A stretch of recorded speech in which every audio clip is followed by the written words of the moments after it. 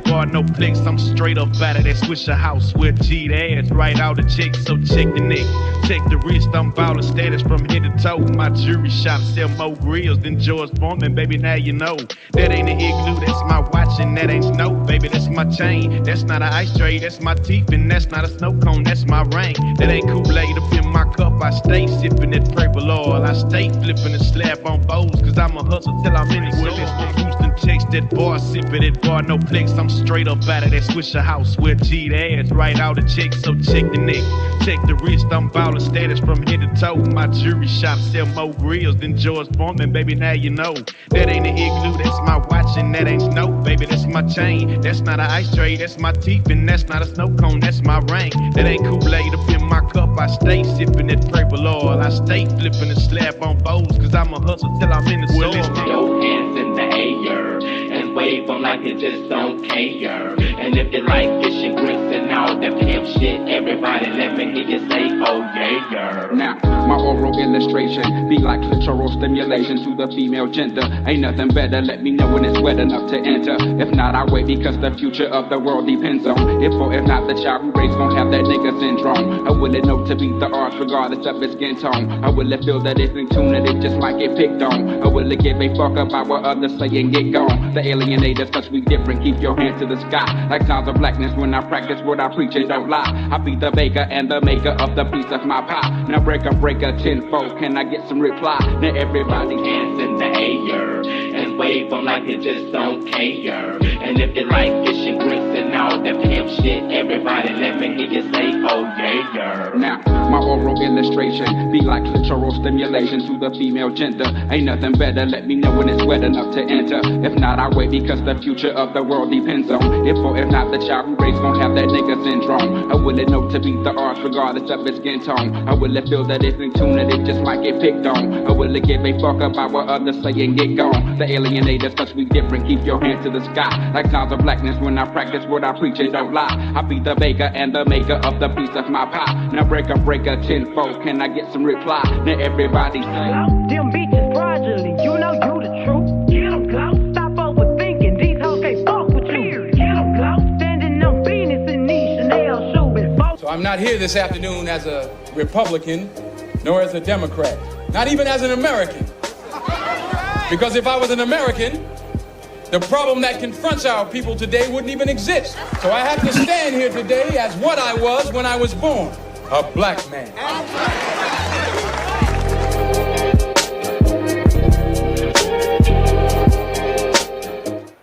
What's going on? Welcome back to another Media Man Live. I'm so excited that you guys are here for this special episode. Man, we hit 50,000 subscribers today.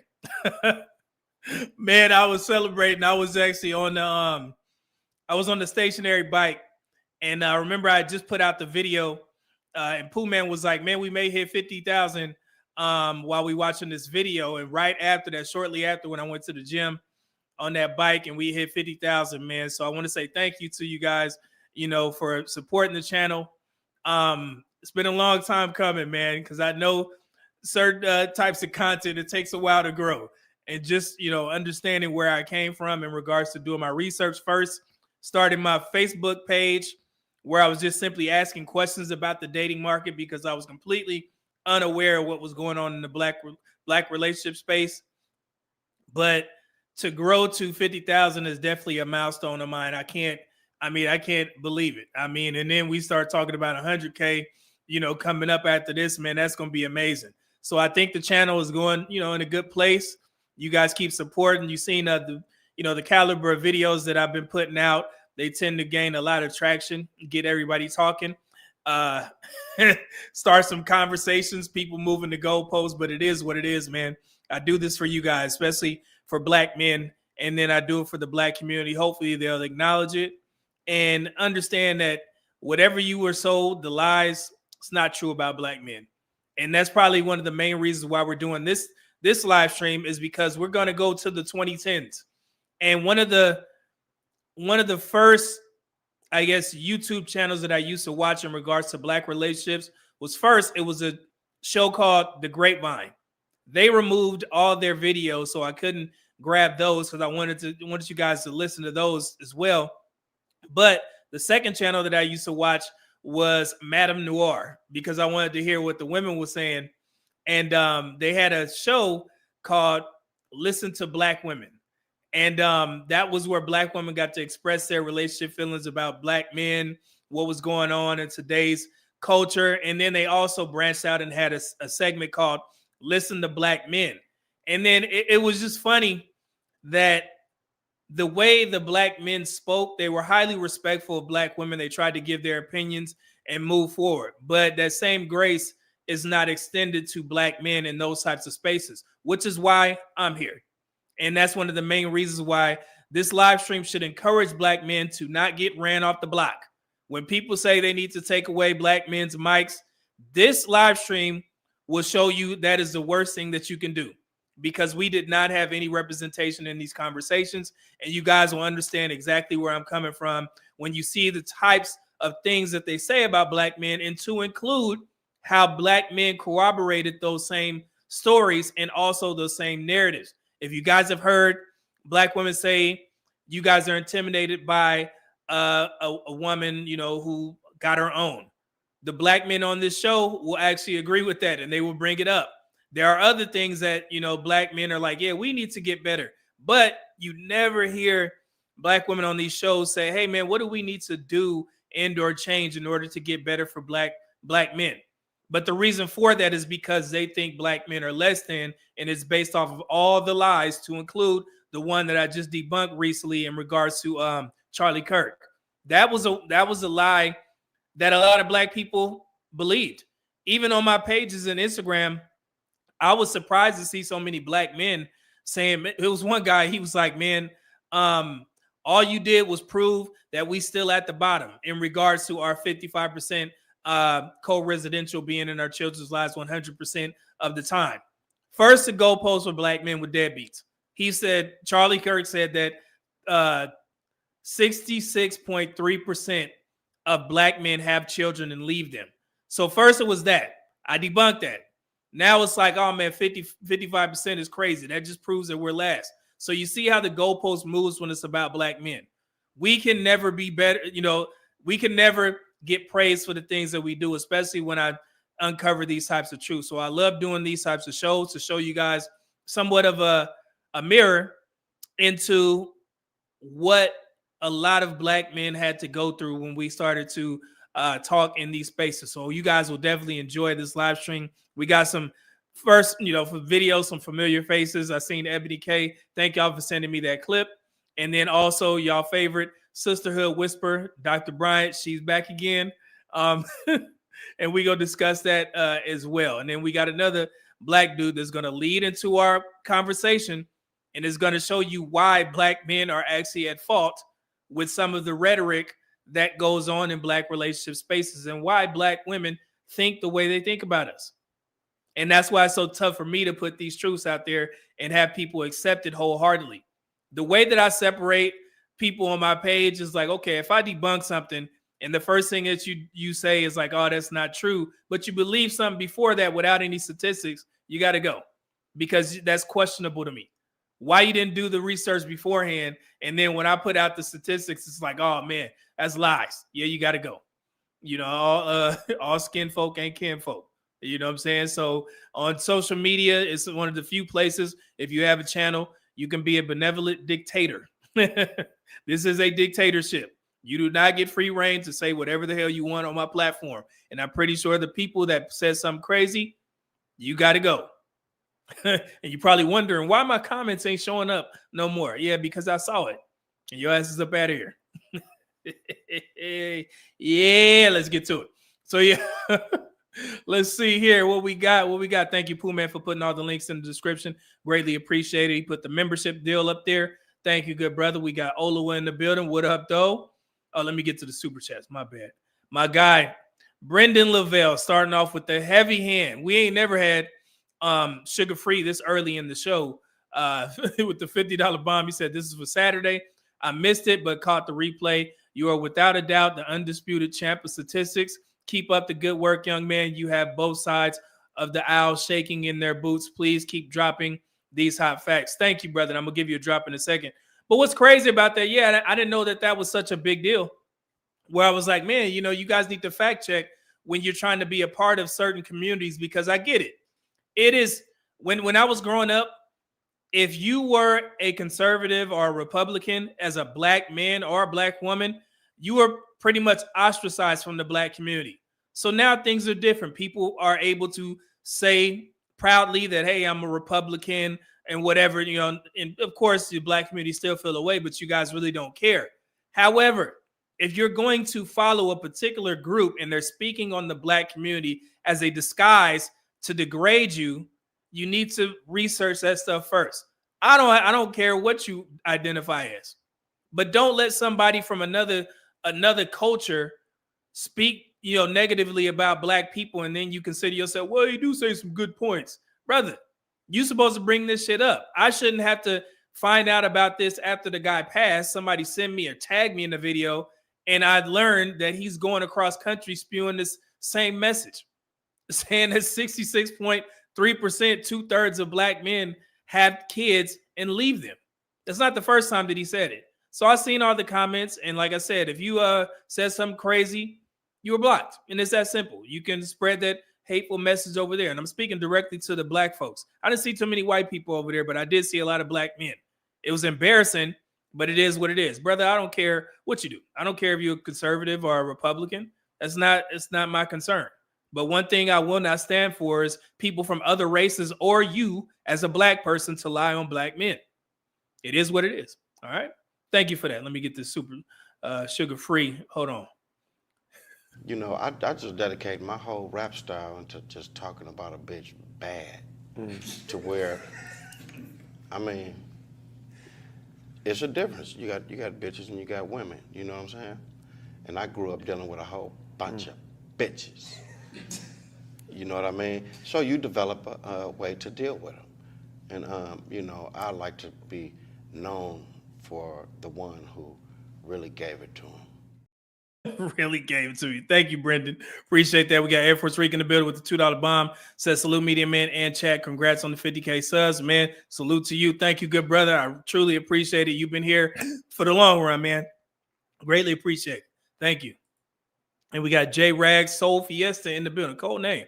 And Colombian pesos. What up, though? With the 20,000 of them. Said I just wanted to show my appreciation for the stats you debunked about Charlie Kirk's statement. Man, I greatly appreciate that, man. Colombia, man. Beautiful country. I love Colombia, man. Thank you for stopping by. Let me go ahead and give you a drop here. What we got? Here we go. Let's get some gas station sushi. I'ma just see these and bump into them, put gun to them, run through them, make them do gas station sushi. Yeah. Thank you, good brother. Appreciate that. Let's see here. Who else we got in the building? Cool. We got 118 folks in the building. So, yeah, man, we can get the show started. You guys know the Raiders playing tonight. I know Houston Texans are playing right now. My job, we had some free tickets, but we wouldn't go into that one. They're not playing nobody of substance, in my opinion. But the Raiders are playing tonight, and I would definitely be in the house sitting down. If I have to miss the first quarter, so be it. But we're going to get through as much of this as possible. Raider Nation, what up, though? So, yeah. Let's see here. All right. We're going to start with Ebony K. She recently went on a podcast. Shout out to this young lady. I believe it's called XO Cole. Let me get this right. I want to give her credit to make sure, because I definitely would want credit. Make sure. Hold on. Give me 1 second. Her name is XO Nicole. It's spelled XONECOLE. And she has 53,000 subscribers. She sat down for a conversation with Ebony K. Williams. You guys know who Ebony K. Williams is. She was the beautiful woman. Ebony K. is a beautiful woman. She decided to become a single mother. She went and got her eggs frozen. She got pregnant, had her child. The child is 1 year old now. So yes, she decided to do that on her own for her own particular reasons. So to the women that are, either ninja watching or probably don't understand why I do my level best to debunk these types of things every time they come up, is because there's a trickle down effect. If somebody lies about Black men standing in the Black community, Black women will hear that and they will look at Black men in a different way and think that they have to go outside their race to find a suitable man. Okay. And that's not working out too well for a lot of Black women. Okay. So that is the trickle down effect of all these false narratives that's being spread about Black men countless times. I could literally plug and play certain videos, because it seems like every quarter there's another Black man or a Black woman that brings one of these things up. But this time we're going to go all the way down. I'm going to break it down, all the way so we can understand it once again. I don't mind doing these things, repetitive types of messages that need to get debunked. So with that, oh man, let me get these super chats. My y'all boys. Let's see. Jerry, what up though? With the $5 bomb, said, yeah, dropping the uncompromising facts on me, man. I greatly appreciate that, brother. Good to see you here. Still got Isaac in there. I love it. And my 2 cents, what up though? With the $50 bomb, said, congrats, 50 thou wow plus, man. I thank you, brother. Appreciate that, man. Let me give you a drop here. Wait a minute. I'm black, y'all, and I'm black, y'all, and I'm blacker than black, and I'm black, y'all, and I'm black, y'all, and I'm black, y'all, and I'm blacker than black, and I'm black, y'all. Thank you, brother. Appreciate that, man. You came on a good show. So without further ado, watch how quick. Listen to what she's saying. This is good. Here we go. Fair use. Talk to me a little bit about what has it been like now to date as a single mom by choice. It has been so much more fun. So as you said, it's more fun dating as a single mom. Okay. Huh. And it has been so much more, I just think feasible is the right word I want to use. Because like you said, I want to acknowledge that, my romantic life, which some of has been public because I've chosen to share, has, had challenges like anybody else's. Right. Part of my challenge was, and I'm so unapologetic about it, and remain so, is I am somebody who is not a fan of mediocrity in any capacity of my life. I know that's right. Okay, so that was her direct response to her Breakfast Club interview, where she was saying, it's mediocrity for a man to make less than such and such or whatever. You guys remember that. So in that conversation, she was saying, I don't like when Black people accept mediocrity. So she is, I learned this from women, clapping back at the Black community by saying, hey, I'm going to stand on this. You guys can't say nothing about it. Okay. So we caught it. Here we go. Same. Yeah, I'm just not. And you're not going to make me feel a way about it. That's right. Bloop. Yep, she looked at y'all. Hold on. Well, let's see it again. Look. Bloop. That's right. Bloop. She told y'all.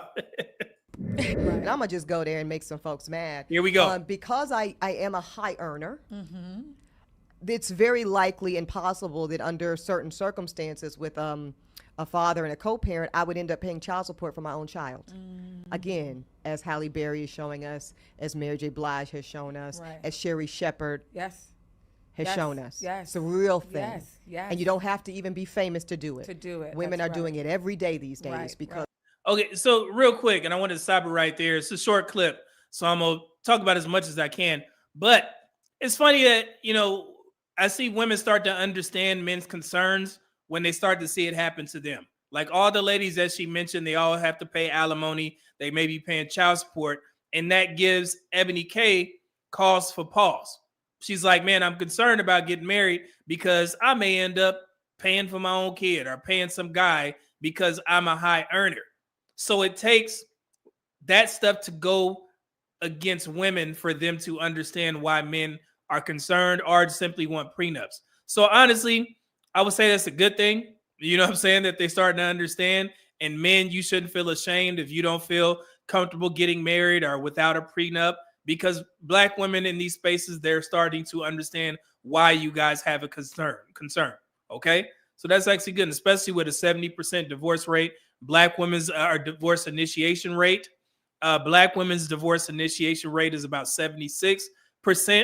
And just to be clear on the divorce rate as a whole, I want you guys to look this up. I believe it was on divorce.com. They have all of the information that you can find out about divorce. The current divorce rate is 42 to 45%. So it's not actually 50-50. So the divorce rate is 42 to 45%. Go look when you have time, trust your uncle, go to divorce.com. So if that makes a difference, so be it. If it doesn't and it's negligible, that percentage or whatever, that's perfectly fine. But I wanted to put the truth out there because I see people saying it's a 50% divorce rate, but 42 to 45%, I mean, that's some give or take or whatever, depending on how you feel. But there is a majority chance that your marriage will last as long to the end of days. All right. So if that gives somebody hope that wanted to get married in the future, there you go. Okay. Oh, man. Here we go. Fair use. Statistically, as you've named, Black women especially, that's what I was going to say, are earning above our male peers. Absolutely.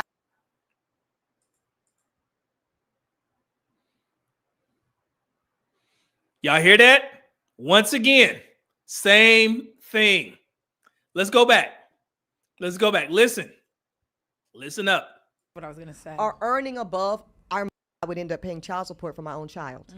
Again, as Halle Berry is showing us, as Mary J. Blige has shown us, as Sherry Shepherd has shown us. Yes. It's a real thing. Yes. And you don't have to even be famous to do it. Women are doing it every day these days because statistically, as you've named, Black women especially, that's what I was going to say, are earning above our male peers. Absolutely. Black women are owning homes at higher rates above our male peers. Right. And I don't want to have to unalive nobody, Danielle. Right. No, but that you're right. Let's be clear. It's just jokes. The cameras are on. You're right. Yeah. I mean, in that, that is a very real possibility that Black women have to face. Watch. In that we are out earners. We are, we are the most educated demographic in the country. Yes. It's like clockwork. Every time you get some Black women together, we are the most educated. We earn more than Black men. 2 in this short clip. That's crazy, ain't it? Jesus Christ. And she's going to corroborate this story. Hold on. Yes. And of all the races and all the genders. Absolutely. Yes. Look, all. And so we are high earners. Yes. And that is. And those liabilities, those potential liabilities exist. So that was a part of my thinking. Yeah. This is a part of why this was my choice. I'm walking y'all through all the ins and outs. Yes. Right? All right. So before we go over these statistics, I told you guys, and I specifically told a couple of Black women in my comment section, they said, why do you care when I put, the comparisons and, and I had to explain to them that this is Black women are looking at this as a competition. That's why they keep putting out this false information to make themselves feel good. But that doesn't help when Black women are in a worse position. I know it feels good to hear that, but it's not true. And lady in the comments was asking me, why do I feel the need to correct her? And it's because of the fact that you guys are going to think that stuff is true. And then it's going to make you look at Black men like we're less than. So that's one of the main reasons. But she said one of her reasons why she decided to become a single mother by choice is because she looked at the statistics, I guess her statistics, and it said that Black men make less than us. And it also said that they were more educated and they own more homes. So she was like, man, I'm going to be forced to date a Black man who is less than. So I don't want to do that. So I prefer if I just have a kid on my own instead of taking on all these broke Black men because Black men or Black women make so much more money than them. So that's the cause and effect of these situations. So, but anyway, I don't think that she would have changed her mind if, she knew the statistics that I'm about to show you guys here in a second. But it was just funny to hear her say that because I guess she was influenced by what she thought was true or what she thinks is true. And that led her to become a single mom by choice. But she says she's having fun. So it is what it is. But again, It brought us to the statistics. Hold on. Let's see here.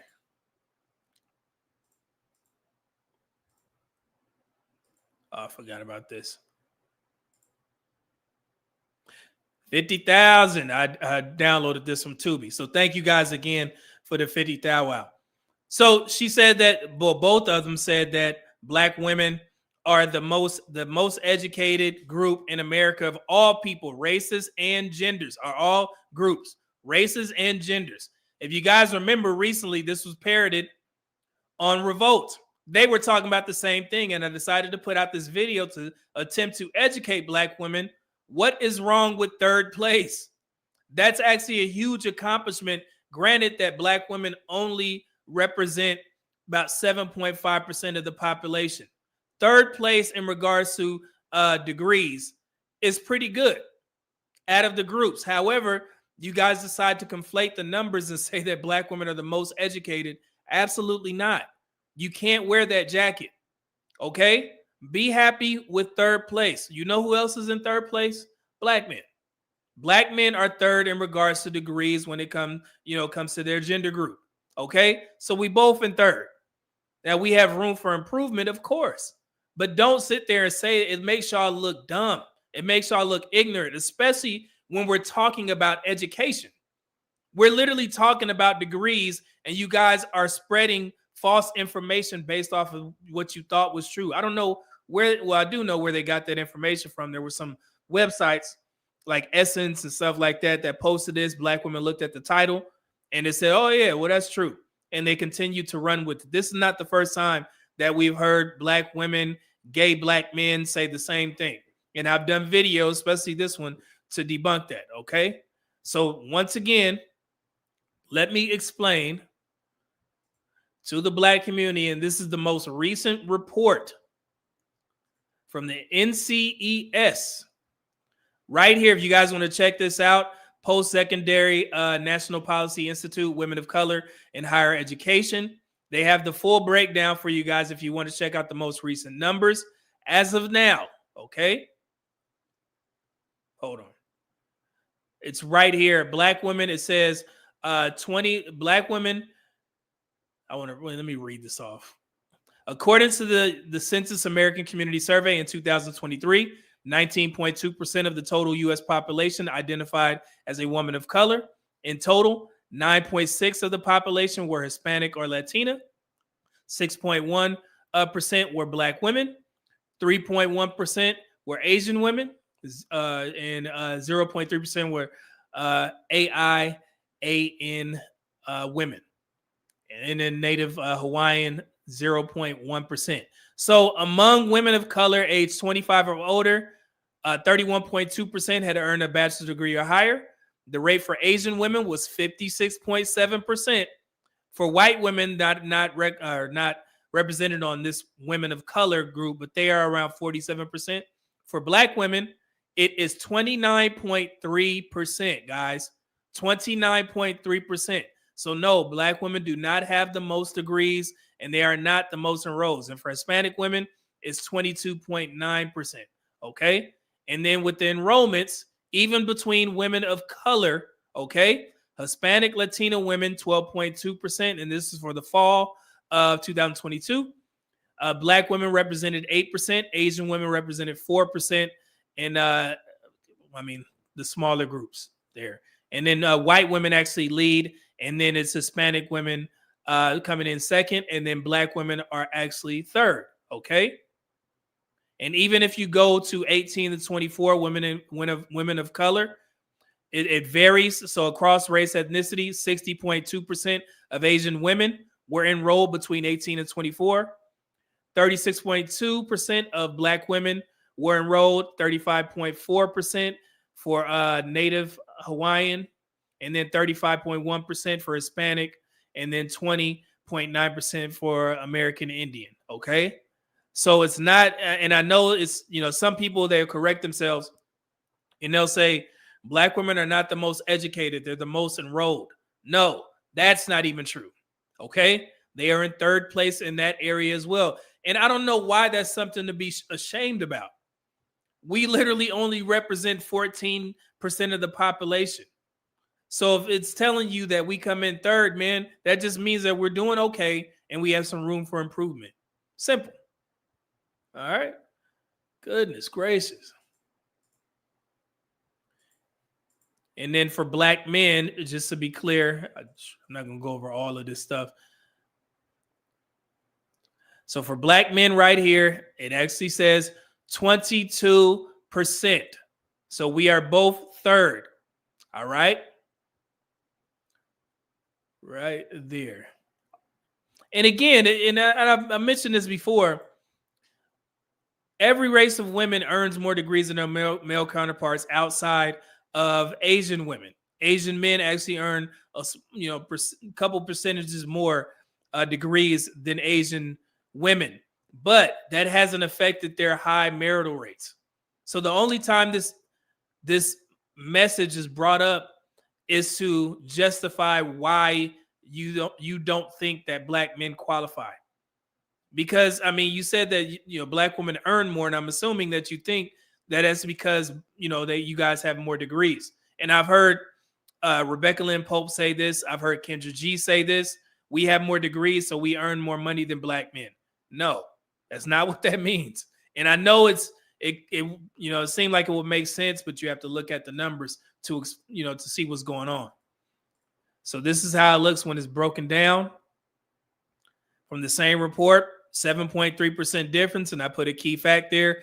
Every woman of every race earns more college degrees, but every man of every race earns more annual income. Okay? And that leads us to this. I actually broke this down at the beginning of the second quarter. Okay? So I did this for the black community because I knew this would come up again. So this is the Bureau of Labor Statistics usual weekly earnings of wage and salary for workers second quarter 2025. Black men's weekly earnings increase in the second quarter. So what you guys are looking at here are the quarters for 2025 and 2024 to see the differences. Everything that you see in green is a positive. Everything that you see in red is a negative. And you can see that I have black men and black women highlighted in black. Okay? So if you look at black men's first quarter median weekly earnings, we earned $1,017. And then in the second quarter, we increased that to $1,053. Okay? And then black women earned $984 for the first quarter of 2025. And their amount that they earned actually decreased in the second quarter to $942 per week. And that has a lot to do with the jobs lost, in the government, 300,000 jobs for black women. Okay. And then if you scroll over to the first quarter of 2024, you will see that last year, black men earned $935 in the first quarter. And then they earned $979 in the second quarter. So we increased our earnings, and also black women increased our earnings in 2024 to 2025. However, they did see a small dip in the second quarter of 2025. Okay. So some key insights for this to be aware of. So Asian women saw the sharpest reversal, going from a slight increase in 2024 to the largest drop in 2025. Black women also experienced a trend reversal, with earnings dropping by $42 in second quarter 2025 after rising in second quarter 2024. And then black men consistently increased earnings quarter over quarter both years, though gains were smaller in 2025. White men and women showed stable trends, with men continuing to earn more and both seeing small changes. Hispanic groups had strong growth in 2024, but that momentum slowed significantly in 2025. So if you go back up here, it's ranked by who earns the most. So as you guys can see here, Asian men and Asian women actually out-earn white men and white women. Okay? And that could encompass a lot of different types of Asian groups. So it is what it is. But yes, they earn Asian men $1,822, and then Asian women $1,455 first quarter. And then they had a slight decrease, but they still out-earn everyone. White men and women are right there. You see black men are right on the heels of out earning white women, which would be crazy. Black men currently rank fifth in the earnings department. So no, we are not in the bottom of the barrel. I've heard that statement multiple times in these relationship spaces. Black men supposedly the bottom of the barrel. And then Hispanic men right behind us. And then black women come in seventh, and Hispanic women rounded out in eighth. Okay, so black men are fifth, black women are seventh. So no, Ebony K, black women do not out earn black men. And I'm glad I saved all this stuff so you guys can see this information. And I put this in the rankings report to get our calculations here. You guys can see all that information. So black men are actually on track to earn around $58,136 for the year, median income. And then black women are on track to earn $50,856 for the year. And then you can see that there are more 100K earners, black men, more 100K earners in regards to black men. And overall, you guys could check this out as well, which is on par with my statistical analysis.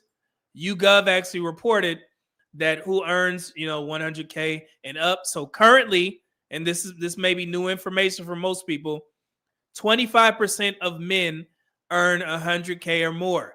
12% of women earn 100K or more, and that's 18% of adults. In the black community, black men, 6.09% of black men earn 100K or more, and this is from 2021 American Community Survey 1 year estimates. If black men's weekly earnings went up, then that means 100K earners went up as well. We can, I guess, come to that conclusion. And I'm pretty sure black women's 100K earners actually went up as well. But currently, it's 4.26% for black women. Okay, so there are your raw numbers as well, just to be very clear. And then to take it a step further, I don't know if you guys seen the most recent Forbes report with the billionaires. We in the black community, we actually had, in the diaspora as well, we had 23 black billionaires in the world. All right. Here are the three for black women: Oprah Winfrey, which you guys know her name, Rihanna, of course, and Sheila Johnson, the co-founder of BET. Okay. So those are your three black female billionaires. All right.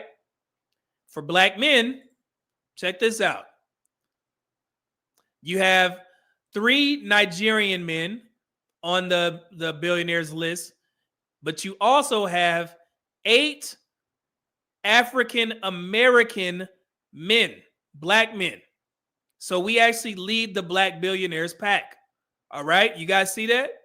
David Stewart, Robert Smith, Michael Jordan, Jay-Z, Magic Johnson, Tiger Woods, LeBron James, and Alex Karp. 8. Black men have 8 billionaires. Pretty crazy, right? And then let's go back up so we can take a look at the home ownership, because I told you black women take pride in that, and they should. They should. I haven't this is going to make me break it down. So here's your snapshot of race and home buying in America. And this is from the National Association of Realtors. Okay. This is the most accurate report of home ownership. If you are a real estate agent, you know that.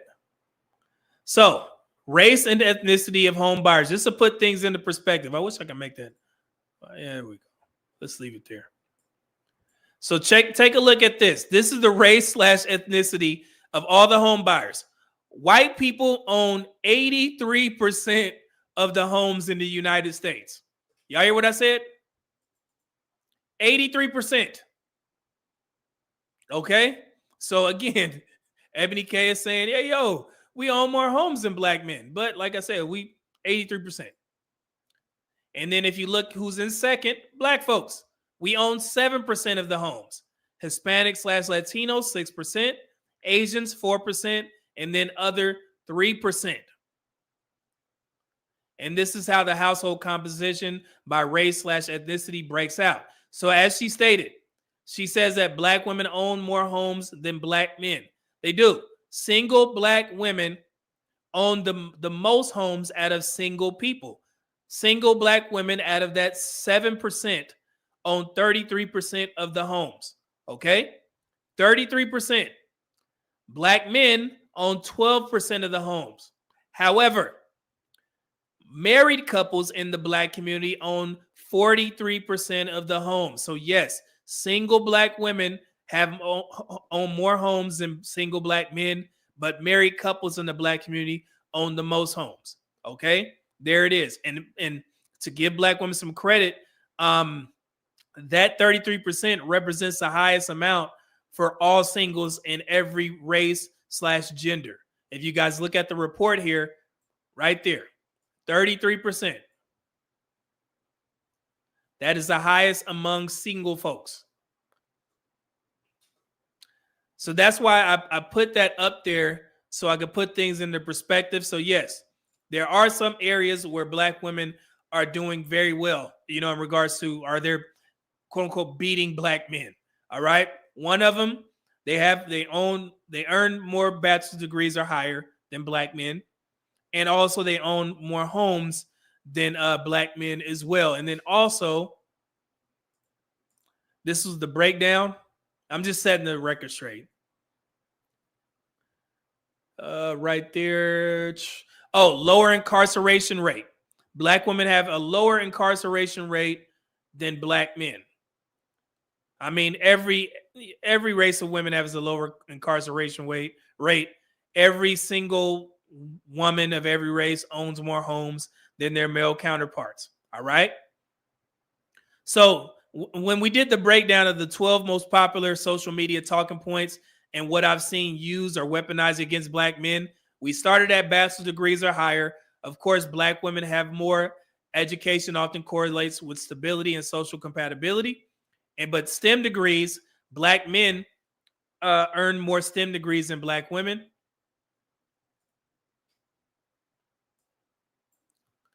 Less student loan debt. Black men have far less student loan debt than black women. Fewer student parents. Black men have fewer student parents than black women. You can see that right there. Higher median earnings. That goes to black men. More 100K earners. Black men. Home buyers. Black women. Lower obesity, overweight rates. Black men. More business ownership. Black men. Higher marriage rates. Black men. Fewer children. Fewer with children. Black men. And then lower incarceration rate, black women. So that's how it shakes out. So I know sometimes, if you're a lay person to my channel, you're probably like, man, why are you competing with women? It's not competition. This is level setting the conversation because all of these points have been weaponized against black men in our community. So I took the time to do the research for myself and come up with, who's the better option in regards to marriage so people can stop trying to weaponize these types of statistics against black men. So that's why we're up here. I wish that I didn't have to do this stuff, but every conversation, just seen it with Ebony K, it comes up. All right. Which is absolutely nuts, but it is what it is. All right. So yeah, so that's setting the conversation. Jesus. All right. So let me get to these super chats. Hopefully that was informative. Ebony K. Let me see here. Air Force Reek, $5 bomb said, a woman who's a single mother by choice can't say nothing to anyone. Ma'am, you're a fool. Man, she sure is talking. So Red Room Entertainment, $5 super chat said, even if black women were the most educated, it doesn't mean a thing. Education doesn't equal intelligence. Yeah, but again, that's a great point, Red Room Entertainment, but they don't accept that. All they care about is, the degree, no matter what it's in. And a lot of black women will disqualify you if you don't have a degree, which is perfectly fine. Everybody got their preferences, standards, whatever you want to call it. But you are absolutely correct. But if you use that in a social media conversation, they're going to look at you crazy, probably cuss you out. So thank you. Pac-Man $5 super chat says she's full of it. Even if black women made more money than black men, it wouldn't matter in Ebony K's case anyway, since she dates out anyway. Yeah, and I think and I always have theories about this type of stuff. When women go, you know, when they're so vocal, black women are so vocal about their struggles with finding a good black man, or no black men are on their level. They're trying to set themselves up for the big payback, so to speak.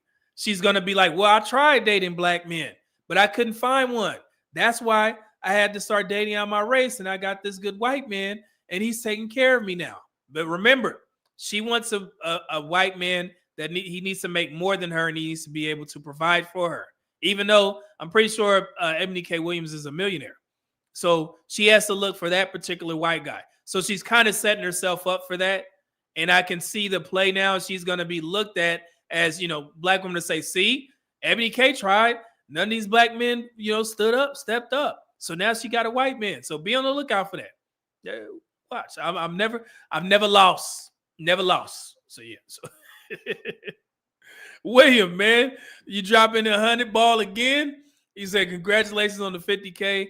All the great work you're doing, bearing fruit, man. Thank you, brother. Appreciate that, man. Man, you know I got to get you in there, man. I got to get you your own specific drop. Here you go, brother. I took it back to my old energy, and she telling me she feel the chemistry. That's bullshit. She just know I'm rich, but keep going, sweetie. Thank you, good brother. Appreciate that. Who else we got? Yeah, we good. All right. Man, y'all sharing the co-sponsorship. You and who else dropped? Said now you actually are the show sponsor, man. Appreciate that, brother. Hope all is well, man. You ever wake up with one of those like little colds?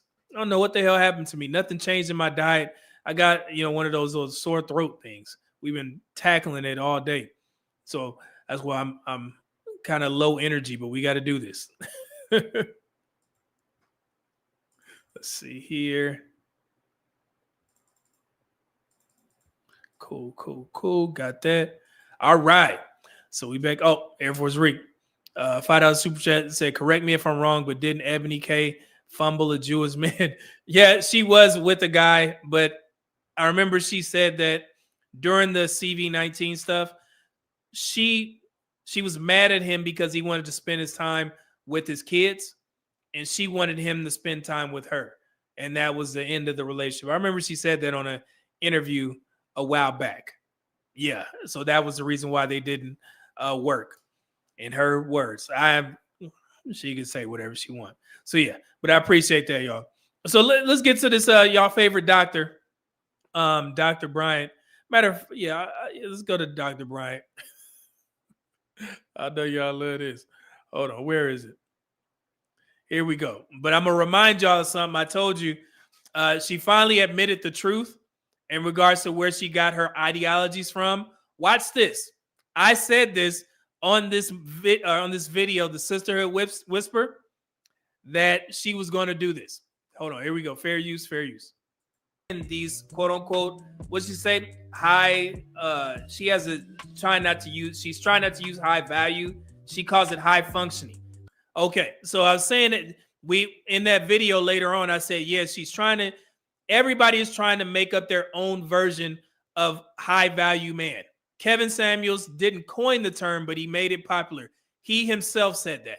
He said that he made it popular. It's been out there for a while. So when Kevin Samuels said high value man, everybody took to that. And then that, the detractors, they wanted to break it down as much as possible.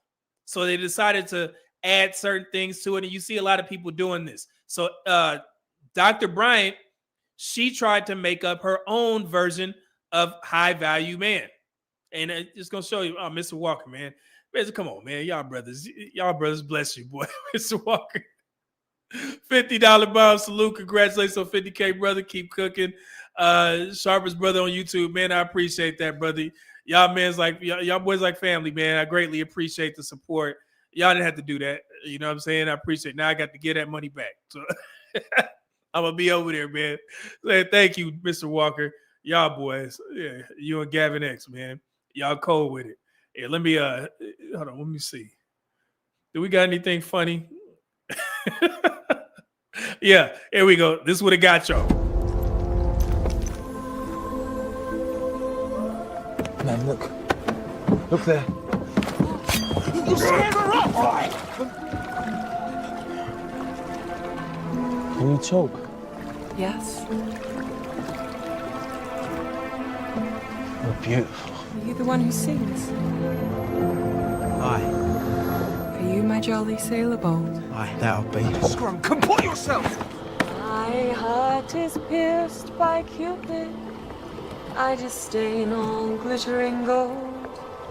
There is nothing can console me but my jolly sailor bold. Come all year long. I disdain all sailor bold.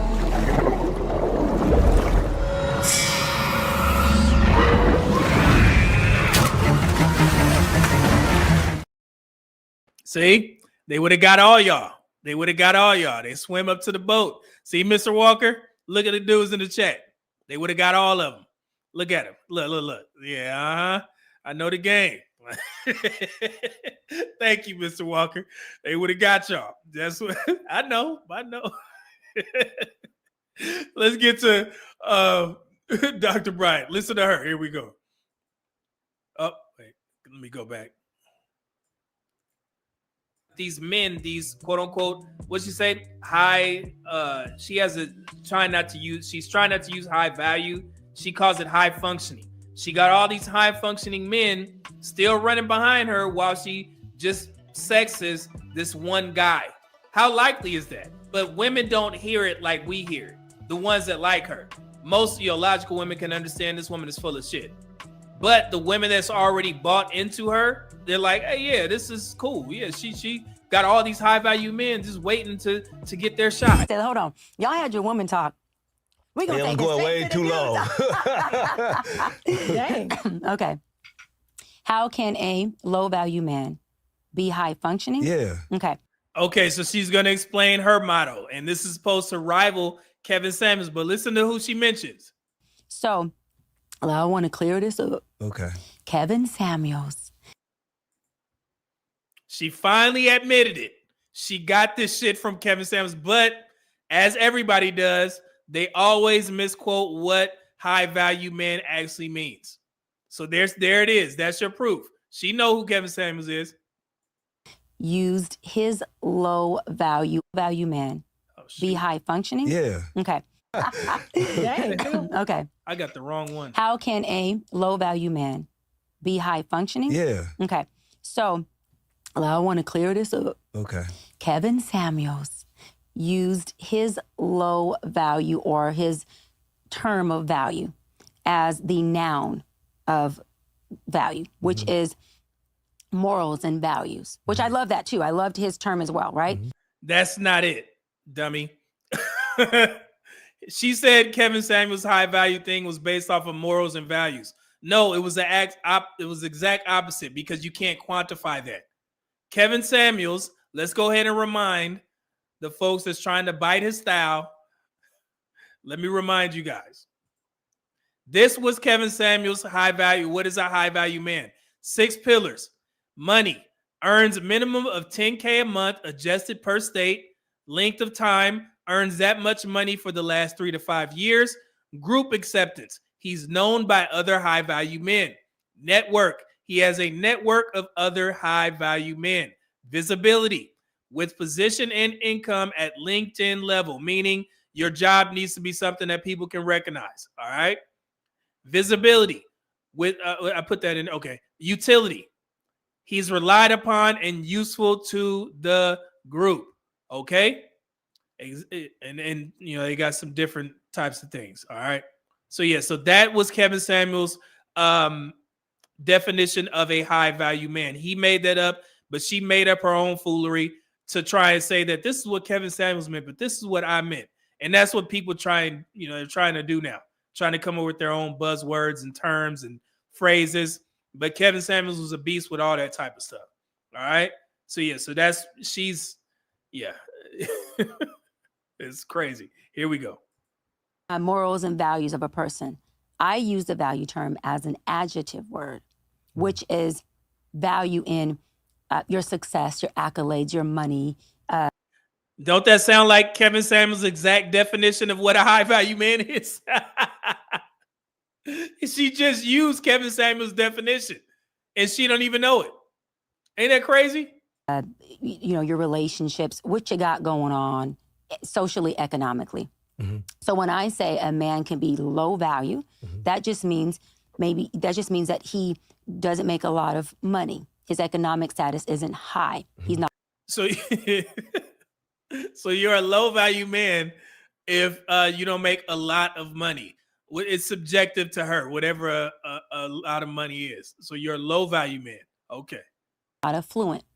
High functioning just means that this man has emotional intelligence. He has ability to regulate his emotions. He has ability to sit and create resolve with us and not bring in more impairment into our conversation, right?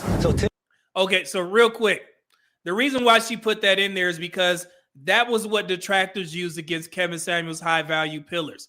Because they used to say, well, it doesn't say anything about a man's character. It doesn't say anything about a man's emotional intelligence, because you can't quantify those things. So she's trying to add that to make it better so people can, gravitate to her saying. So she's saying a high functioning man has emotional intelligence, knows how to speak, doesn't rock the boat. And then a low value man is somebody who doesn't earn a lot of money. So if you're a high value man, that means you earn a lot of money, but you can also be low functioning, which means you don't have emotional intelligence, so on and so forth. So what I gather from Dr. Bryant is she's saying that she's looking for a high value, high functioning man. And remember, this woman is supposed to be dating some dude for 5 years. How would y'all feel if the woman that you was dating for the past 5 years was going on everybody's show talking about the type of man that she's looking for? Ain't that crazy? Like, you'd be like, man, I'm at home right here. You going on shows, I'm looking for this type of man. And that's so funny to me. This woman is a liar. Here we go. Tell me this. So would a woman prefer a low value, high functioning man? Is that something you would prefer? A woman? No, I'm speaking to you. Oh, me. So I love that. So if I had a low value, high functioning man, I'm explaining is so you guys won't get confused. Low value, no money, high functioning, emotional intelligence. Here we go. Choose between a high value, low functioning, right? Or high functioning, low value man. I would take the low value, high functioning. You would? I have to have a man who loves me, supports me, who understands intimacy, not just. So she just said she would take the low value, high functioning man. That means that the man can make less money, but she's more looking for the man who is emotionally intelligent. You heard that, right? Here we go. Just sex, who can hold a conversation with me, an intellectual conversation, who can be transactional and relational with me, who, when my strong opinion gets strong, he can sit in the discomfort of that. When his strong opinion gets strong, I can sit in that discomfort and still make him dinner. I can still make sure daddy has what he needs in the morning for work. Gotcha. I can still make sure that he is well taken care of. Would you I'm still not denying respect him him. like a high value man? Yes. Okay. So at this point in your life. Now, let me be clear. I didn't say a man who was lazy or broke or didn't work, because low value men just means they make less money. They're not men that don't work. These men are educated. These men are working. These men they're blue collar men. So, she just said that blue collar men are low value. Jesus Christ. And that's something that I think a lot of people miss about Kevin Samuels. He used to always champion the blue collar men. He used to say that, man, the world will not work if we didn't have the blue collar guys. So calling all the blue collar men low value, that's absolutely nuts. So, goodness, here we go. Blue collar men make six figures. Even if they make six figures, you're a low value man. And I just told y'all that 25% of all men make 100K or more, and 6% of black men make 100K. Wow, that's very high company to be, high company to be low value. They make six figures. I mean, it makes six. I feel if a man makes six figure, I don't really classify him as low value, man. You reached a six figure point. So, and this is the thing, right? This is very subjective. There you go. Yeah. See, we agree on that. See, now it's subjective. Low value is subjective. Okay. I always say, for me personally, I'm not clocking the dollar amount that my husband makes. It's what lifestyle can we provide ourselves and our family collectively. So, it's a lifestyle we can provide because you don't need a lot of money for certain lifestyles. Okay, I heard what you're saying. So would you take a high functioning man making $50,000 a year? That wouldn't fit my lifestyle. So you wouldn't take him? Not because he makes $50,000. Well, why? That is because he makes $50,000. They caught her. They caught her. Did she just say, I will take the low value, high functioning man, meaning the man that doesn't make a lot of money. She just said blue collar workers, even if you make 6 figures, you are still low functioning. But now she just said that she's not going to take that man. Y'all, it's funny that women still follow this woman and she be lying based off of her own information. She just literally lied and they caught her. That's crazy. Yo. 50 high functioning. It's not the judgment of the dollar amount. What is it's it? because of where I'm at in my lifestyle. So it wouldn't be equally yoked. It wouldn't be yin yang for me. Now, let's just say. So that's the reason, though. That's the Dr. reason. Cheyenne, because you said you wouldn't take him if he made $50,000. It's not about judgment. It's about the fact that you just can't pay for what you need to What pay I'm saying for, is, right? if a woman is in the space where she's making $80,000, and this man can add to whatever her lifestyle is, and he makes $50,000, for her that is conducive. I'm not going to say the amount I make, but I do really, really well. Yeah. And so if I got with a man who was making $50,000, I would be the breadwinner and I would be taking full care of him because the lifestyle that I have for myself and my family wouldn't be fair to him, because he would come in and he wouldn't even be able to slightly provide. That's that what I was at. It makes total sense. Yeah, it makes sense, and I don't mind. Remember, y'all know my motto: the market will decide. Whatever she's asking for, the market will decide. However, she just sat up there and lied.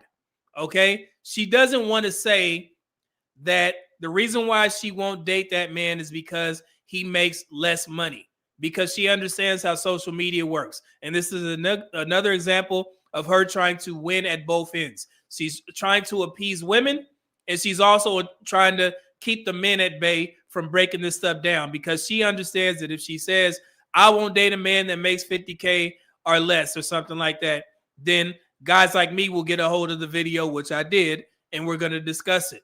Not because I care about what she's asking for. It's just a mindset in what she's teaching a lot of black women. She's lying in y'all face, and she's trying to use word salad to make it make sense in real time. This married couple has literally caught her and told her that is the reason. He make 50K, you don't want to date him. That's perfectly fine. Just be honest. But she won't do that. She has to make sure that everybody understands that I don't mean I won't date a man at 50K, but he can't take care of my lifestyle. And also another thing, she keeps saying that man won't feel secure because he won't be a breadwinner. How you know that? How you know that man is going to be mad that you make more money than him? Just say that you don't want to be in a provider role for a man. It's okay. The market will decide if you get a man that makes more money or at or above your income level. That has nothing to do with my opinion or anybody's opinion. You got to go out there and figure it out. It's that simple. Let's continue. I wouldn't take a man. But what I'm saying is, but it goes further than that, because psychologically, that would impair that man. That would impact that man. I have yet to meet a man who doesn't want to be able to add or provide when he is saying, I'm ready to be a husband and I'm ready to be a father. Those men who are family men, not street men, family men, they take pride in providing for their wives. And so if that man can't provide, that is a direct emasculation on its own. I agree with all that. Yeah, totally. But I'm a little confused because you said it wouldn't be because he makes 50,000, but that is the reason, right? No. I'm taking it. See, they going back to it because they don't understand. You guys let me know if this makes sense. Accountability and saying it would be because of what I make. It would be because of where I am in my life. So it wouldn't be because you make $50,000, you ain't shit. It would be because of where I am in my life, right? Right. You just wouldn't be a good fit. I wouldn't be a good fit for you. Right. Yeah, it's not. So it's not me, because my thing is, I have friends who are married, who are making a certain amount, and they are very freaking happy and living a great lifestyle. It's all subjective. And so again, I would never tell a man, let me word it better. See, she's trying to appease the masses. You ain't gonna win on both ends. You got to stand on one side. She will not say the reason why I won't date that man is because he makes less money than me. I don't understand why she's ashamed of that. Nobody can mess with your preference or your standard. We can't talk you out of that. Why? That's wasting our breath. Just go ahead and say it, ma'am. It's cool.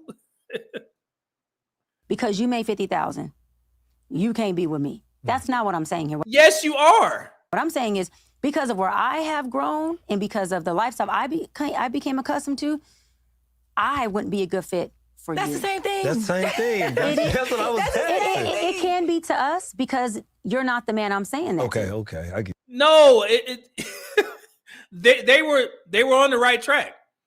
They said the same thing. It's like, yo, it's the same thing. You built yourself up into make this amount of money, a lot of money, as she stated. The reason why you won't date this man is because he don't make as much as you.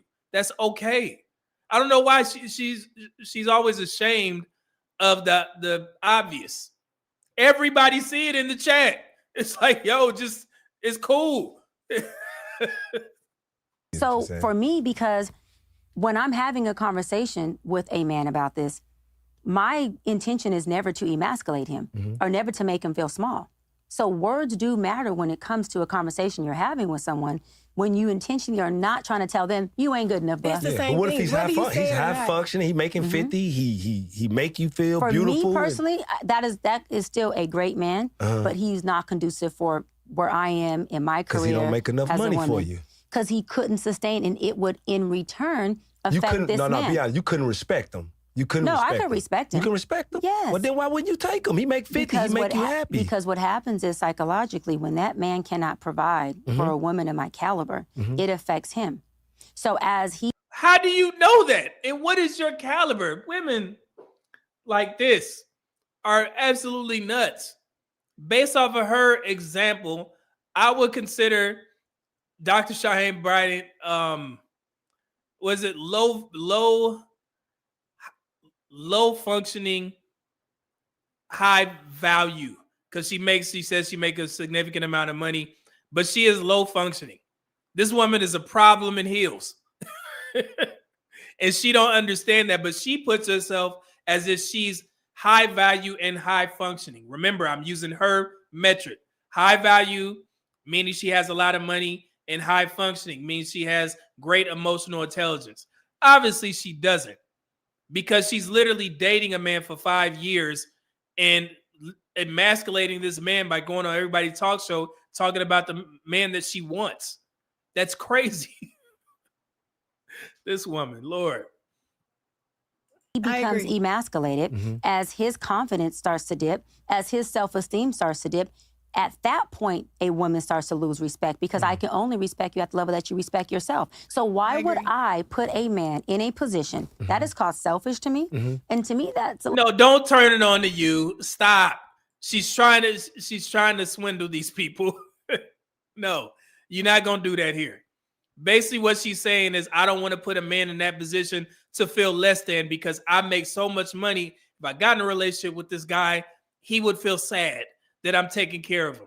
Really, ma'am? You really think a man that in your eyes making $100,000, but you're making a significant amount and he's going to be upset that you're bringing in more money? No. You're putting that out there because you don't want to seem like the bad girl, so to speak. I don't know why, but everybody gets it except you. Lord. Little narcissistic of a woman to say, I'm gonna put you in this position, knowing I'm gonna have to have full control, knowing I'm gonna have to take full care of you. You see, and that's another thing. You see how women frame it? If I make more money, I'm gonna be in full control.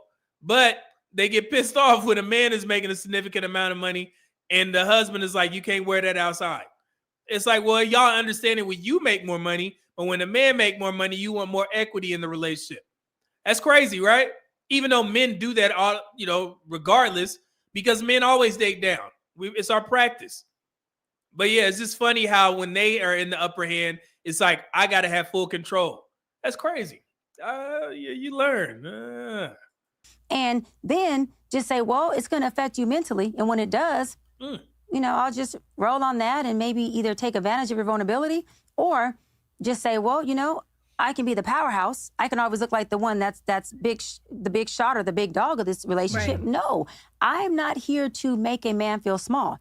I'm here to make any man, whether it's my man or a man outside of me, to know he's a king.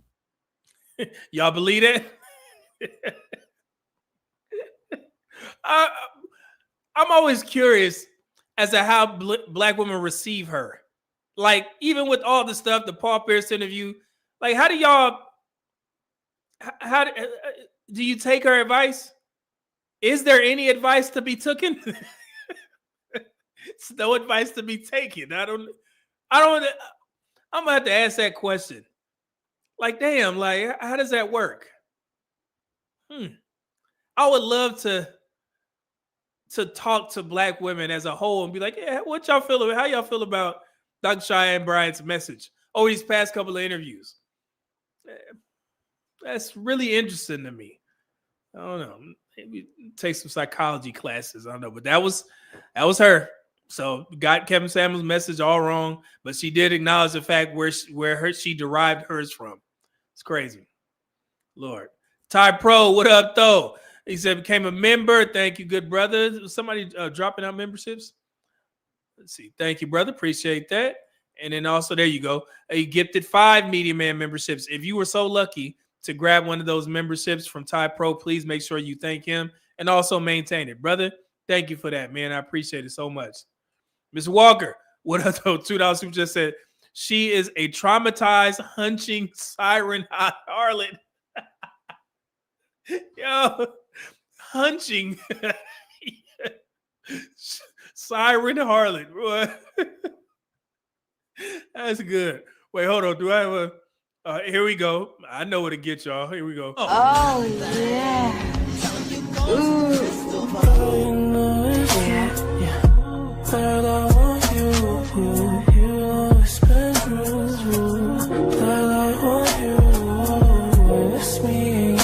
You like that, Mr. Joe Schlabach?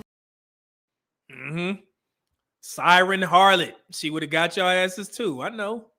Teresa Randall slide down on you. It's a problem. I know the game. See, Mr. Walker. Yeah, Mr. Walker, no, they get you. HVAC man, $2 just said this woman is remedial. It's crazy, bro. Man. Brendan, what up, though? $10 bomb said she wants a $100,000 idiot. Not, she doesn't even want that, Brendan. That's low value.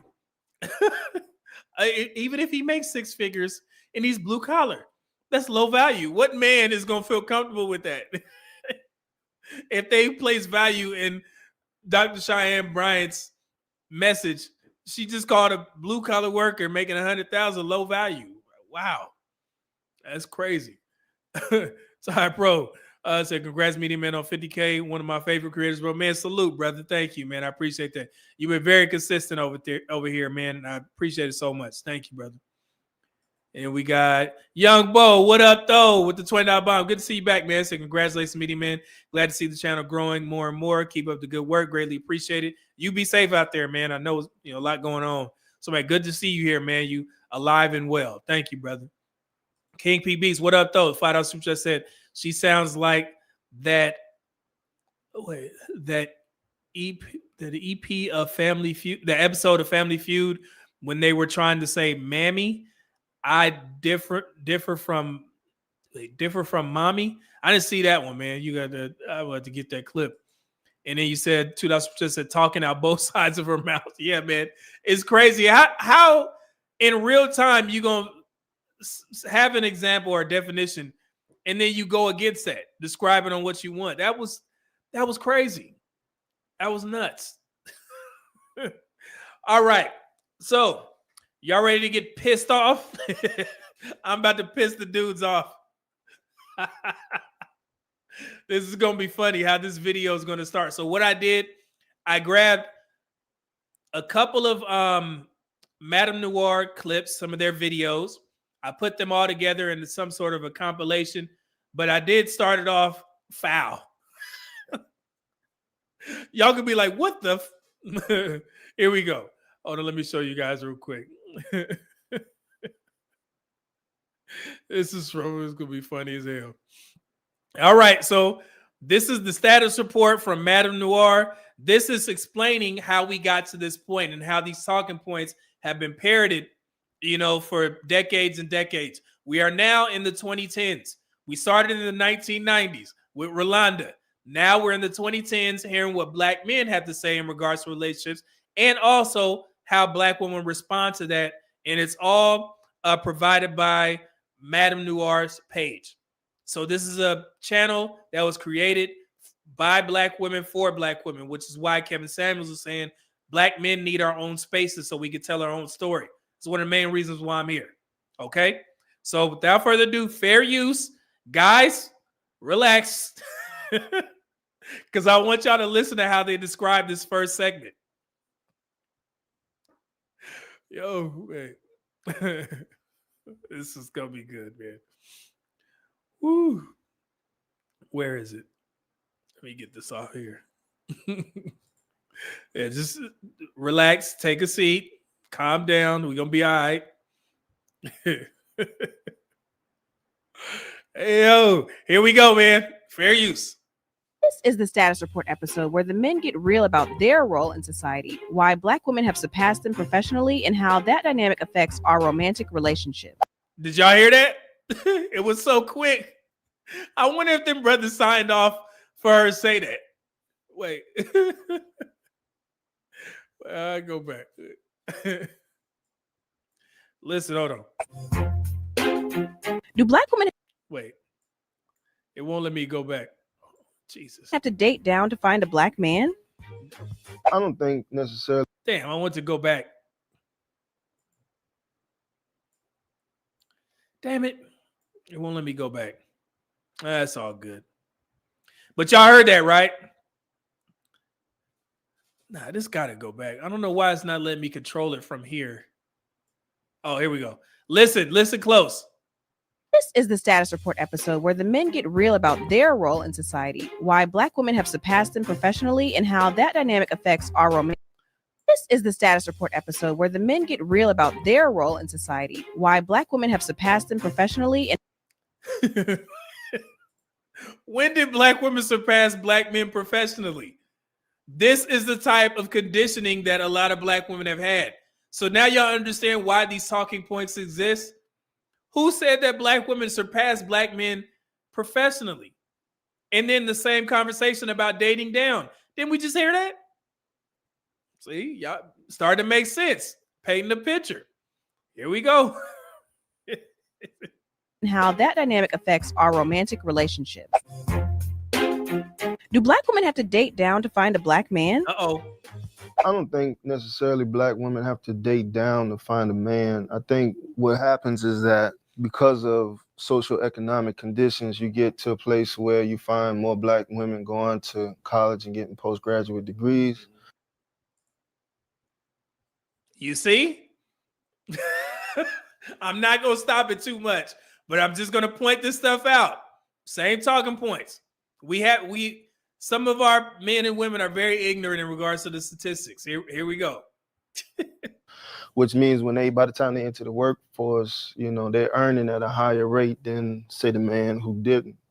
Yeah. And I think what happens is, too, it's just space and opportunity. Like, where would she go to meet, someone who's in the non-collegiate setting? Why would you have to go to somebody in a non-collegiate setting when you're in college, when you could partner with one of those black men there? Why don't they understand that? And I just showed you guys that it's only a 7% difference of black women getting degrees. So I'm pretty sure out of the small percentage of black women, there's a small percentage of black men. Y'all can find each other. But he's like, man, where are they going to go and find a guy outside of college? Why you didn't find a man in college? Lord. The club. You know what I'm saying? And why is it always that extreme? Either the black man is educated or he in the club. There ain't no in between. And so, the odds are limited. So I think what happens. Odds are limited. There's another talking point. We corroborate these stories, man.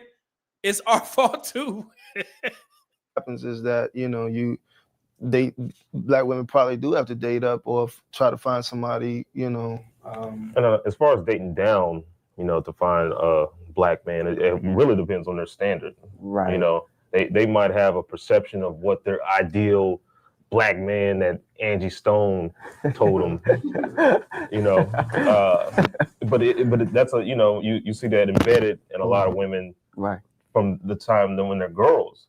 So by the time it becomes where they're of age to start dating and start looking for a potential lifetime mate, right, you know, their perception, you know, they might not want the guy at the post office, right, you know, who. Don't that sound like Ebony or no, Dr. Bryant? It's like the guy at the post office, he's not good enough. I just seen a couple on the Black Man Can. They got married. They both work at the post office. Shout out to them. So yeah. Earns a decent living, has his vacation days, and you know, they might want the baller. Right. Dating up, dating down. I don't even really necessarily like the term because it already it separates everybody. It's almost condescending. It is. It is very Call it out, brothers. condescending. Why would I want to date a woman who thinks she's dating down to date me? Right. And the other. Oh, let me. I gotta speed this up. I said I was gonna do this. I just learned about this, so I didn't know that you could do this. Yeah, but it still sounds good. Here we go. I think that's lost in this is that a lot of men do feel emasculated. You know, they feel intimidated because it's like, you know. Who said it? Black men. A lot of black men do feel intimidated. They feel emasculated. Didn't Dr. Bryant just say that? And I told you, this video is, I think, about 9 years old in the 2010s. But I'm painting this picture, man. Some of this is our fault. We said it. So now when you hear women say, hey, black men intimidated, where the hell you think they got that from? There it is. Jesus. We have the same type of ideals. Like, I want to be the provider, the breadwinner, you know. And so sometimes I think what happens is on both sides, you have this kind of like flaming hoop litmus test, you know, of like, well, if you can't do this for me, then I'm not going to do that, you know, that kind of shit. And so then at the end of the day, we're working towards a goal that isn't necessarily ours, it's society's, you know, because what works for me might not work for you, might not work for you. And same with, a black woman. And I think at the end of the day, what needs to happen is people just do self-evaluation and just say, like, this is what I need personally. How important is a woman's status to your decision to date her? Here we go. I mean, it can mean a multitude of things, you know. It could be her social status, you know. I mean, she could be busted, or or she could have it going on, right? You know, and that's not even in terms of financial. That's just in terms of how she carries herself, you know. But as far as financial status, you know, usually with black women, you don't have to deal with that no more. You know, everybody's independent, right? Everybody got their own, you know. You see, he even got the neck roll. Don't do that, brother. Again, pause. But anyway, he said you ain't got to worry about with black women because they got their own money. Now, when I first got into these spaces, I heard that. I was like, oh, okay, well, that's pretty cool. So if the black woman working, she paying her own bills, you paying your own bills, that's perfectly fine. Y'all can come together, make you a nice little family, and live happily ever after. I was sadly mistaken that y'all in the chat said Media Man, no, these women are working full-time jobs, bringing in upwards 80K or more, but they still want the man to pay for all their bills while they work. I was like, wait a minute. So you mean to tell me a woman is working a 9 to 5, 40 hours a week, making her own money, you working 40 hours a week, making your money, but she wants you to pay for your house and her house. And this is in the courting process. Everybody in the chat was like, yes. I was like, hold on. This can't work. So he was under the impression like, well, yeah, everybody is independent. So they're going to just pay all their own. No, man. That's not what they're saying. So, yeah. Thank you guys for educating this old man. I was like, wait, hold on. That don't make no sense. Seriously. But I will say to that point, though, the quest for independence sometimes leads to, to use the athletic term, a stiff arm. You know what I'm saying? Where it's like, it's almost, and this is my opinion, but I feel like it's almost schizophrenic in a sense where it's like you still have this want and need for a man to be a protector, provider, open doors, and you can't be like, yo, so you're independent, let's go Dutch, or you independent, you treating me this first date, you know what I'm saying? Like that's not gonna happen. So it's almost like, at what point does the independence lead into codependence? They want it when it's convenient, and I learned that from these spaces as well. They want to be able to play the background, have all the privileges, of men, but still be able to say, I'm not paying for first dates and foolery like that? Where it's like, I need you as much as you need me. Before I was married, like, I go to a club and it'll be a turn off. Because it's like, okay, you don't want me to buy you a drink or you do? Like, what the fuck? Like, you know, you don't want me to talk to you or you do? Like, you know, like so even nowadays, like, you know, I'm glad I'm out of it.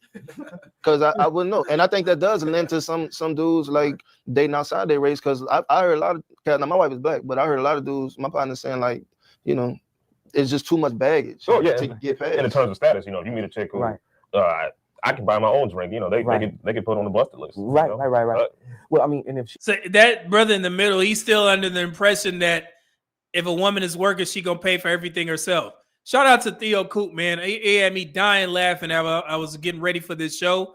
If you guys haven't watched it yet, Theo Coop just put together a video compilation of women begging for money on social media from dudes. It was crazy. And I was like, man, I can't believe the audacity for you to come on here and call a man broke, but you asking him for money. Go to Theo's page after this and watch the video. It is nuts. I was like, wow. you can buy her own drink, you have to ask yourself the question, like, what does she need you for? Like, it feels like men are just an accessory as opposed to just being the codependent. So let me ask you this, to be asking yourself, what does this woman need me for? A lot of guys, I think, fill in those gaps with the wrong shit. So it's like, well, okay, if she doesn't need me financially, then I'll just be the protector. So then they go out and try to find situations or create situations where they boss up and, you know, try to be... Or be an emergency dick in the glass. Right, basically. Yeah, and you being real about that. Yeah, I'm going to just be weenie and leave. I mean, you could just do that. If she don't need you, like I said, you take women for what they say, man. If you don't need a man, but you want weenie, then you need to, as a man, you need to happily oblige. Don't try and change your mind. Or something, and I just think it leads to the degradation of you know, the home, because it's like nobody knows where they stand anymore. Right. Is the idea of black love or a strong black family antiquated? I don't feel like the idea or the notion that strong black love is antiquated or black family love is antiquated. I feel like, if anything, it's like a renaissance happening right now, where black is beautiful again. Kendrick, To Pimp a Butterfly, D'Angelo, Black Messiah. It's like black love is sexy. And I personally aspire to hold a woman in the same regard who has as deep of a melanin as I do. But it seems to be difficult for a brother like me. I'm single. And like the higher that I go in my education, it seems like black women, I think that I'm too good for them. And all of the women of other ethnicities and nationalities are interested in me. But my focus is on the sisters. You hear what he said? Same conversation. As he increases his wealth, I assume, he said the black woman not interested in him, the black woman he interested in, not interested in him, but the other races of women are. There it is. I think that I'm only interested in others because of my status, which is frustrating because I want some black love too. And that's the worst part too. If they assume that you're into different nationalities, different ethnicities, you know what I'm saying? They're already cutting themselves short. Already. So if black love is, you know, antiquated or, you know, deteriorating, you know, I can point the finger. Is it hard for upwardly mobile men to find quality women? Here we go. Upwardly mobile men probably run into the same issues as, you know, people who are looking for something but limit their options. Because, and I think partly due to the fact of time constraints, you know, like if you're busy all the time because you always grinding or you're always doing what you want, the only places I feel that you're gonna meet somebody is either in the workplace, in that field, or in the club when you go to relax and play. And I think, you know, it's not like, you know, I mean, you could maybe go to church or the mosque or temple or whatever, you know, however you worship, or you could go, you know, and what fits in your routine. Right. But, you know, again, it's like if you work in 18 hours, you know, your routine might just be going to 24-hour fitness and seeing who's there. Right. But then you get labeled thirsty. Right. Because on the treadmill. I guess they was having the same issue in the gym back then as y'all are now. Okay. Yeah, right, because you rubbernecking like, you know. I only got 25 minutes. Right. You know, you musty and stuff, trying to holler, you know, spit game. You know, so I don't know. I think it does make it difficult, but I think that's equal on both sides. So yeah, and if you're a very, very busy person, I mean, you just have to come to grips with reality that you're going to get someone where they fit in. Right. You know, that's just the way of the world, unless you find a housewife. Right. who's someone who likes to be dormant at home. Right. But you know, if you're on the go, you probably don't want that. And even more so, where you gonna find her? If she loves to be at the house, she probably in the house. Or she can be at the club. Or the club. A man like you. Right. Well, I personally like the sisters in the library or the Starbucks coffee shop. So, but you know. But that's what I'm saying. That's my point. If you busy and you got downtime and you trying to relax, you know, it's almost like the Serengeti. You know what I'm saying? It's like there are women who will be like, I'm going to this club because this type of man goes there, and that's the type of man that's gonna let me sit up and watch Netflix. Hey yo, let me ask a quick question to the single men and women. Y'all still go to the club like that? Like y'all, you know what I'm saying? Like get dressed and I was young. Yeah, it was like, man, Friday here, we got to get dressed and we got to hit that damn club. Do y'all still do that? You know, I don't know. I've heard a lot of back and forth about, you know, club culture being dead right now, but yeah, I always wondered that. So Malik said no. Okay, it's dead. Roddy C said no. Oh, okay. I stopped going to the club in my early 20s. Okay. Good women don't go to the clubs. Okay. Let's see here. I've got a super chat. Eric Whoremonger. All right. Final House Super Chat said, it never ceases to amaze me how so few of these black love types are married or have ever been married. Which ones? Which I think the guy on the left, he's not married. I don't think the guy in the middle is married, but the guy on the right is married. So yeah. Hey, thank you for the super chat. Oh, okay. I guess nah. All right. Yeah, I was want to ask that. It's going to be even more dead when Grand Theft Auto come out. Ain't gonna be no brothers outside. And he gonna, you know, let me share the passport. So this week we're discussing toxic masculinity. But okay, so watch this now. This is from the Listen to Black Women segment. So I've clipped some of their videos in with the guys talking. So I want you guys to see how they describe men. And you see how the guys were fairly nice, you know, just saying, you know, this is what we're looking for. This is what's going on. Watch how they cook men. Here we go. Before we actually get into the discussion, let's really explain what we mean by that phrase. Yes, because we got to silence the not all men crowd right now. We're not saying that all men are toxic. But and this woman is absolutely gorgeous. I don't know why she has this mindset. She should have been off the market a long ass time ago. This is a beautiful woman. Well, hopefully she got married, but you can't be acting like this. There are a lot of behaviors that men participate in that we could consider toxic masculinity. Exactly, and that's homophobia, sexism, hyper-masculine behaviors, hyper-competitiveness, violence, aggression. All those things really fall under the umbrella of toxic masculinity. And so this is them talking about toxic masculinity. Men aren't taught to deal with their emotions. They aren't given the language to articulate their feelings, and it manifests in these ways, in violence and all the things you just listed. It's toxic. So again, how are women able to speak on men with no men there? How you gonna tell us what we weren't accustomed to, or we don't know how to regulate our feelings and emotions? How do you even feel comfortable talking about stuff like this and giving your opinion as a woman on men? That has never made sense to me at all. It's crazy. Masculinity. One Madame Noir commenter wrote, toxic masculinity is what way too many young men of color are suffering from these days. Men of color. Okay. These men are haters of independent women. They are homophobic. They are self-haters. You can't get any more toxic than that. So y'all see the difference in their tone and the things that they're talking about? That's why we need our own spaces, man. You see it. I think her point of the more independent women become, the more men struggle to find their place in society. Because a lot of people feel like right now we're having an issue because women are, you know, making money. A lot of women say they don't need a man for anything. You know, see, and you got to hold them to that. So you can't be a woman out there saying that women don't want to pay their own bills. They don't want to be independent. When you got messages like this, if y'all don't know, Madame Noir is a large channel. So this reach is far. So if this is the message that men are hearing and you, one person, one woman is saying, no, we want providers. It don't seem like that. But then when you get out there, y'all asking a man to pay for shit, but you got your own. If you got your own house, car, got my own independent, whatever that song is, Boosie. But yeah, you doing all that, then why y'all still asking and begging for money? This is crazy. and men are kind of lost. Where do I fit into this? And then where they fit in is acting out, you know, on us and themselves. Kiara, you actually... Hold on. The things that you would smash, the women you want to see naked, that's open season. I'm first meeting. I'm not meeting today. If you got a tattoo on your neck, this is definitely casual.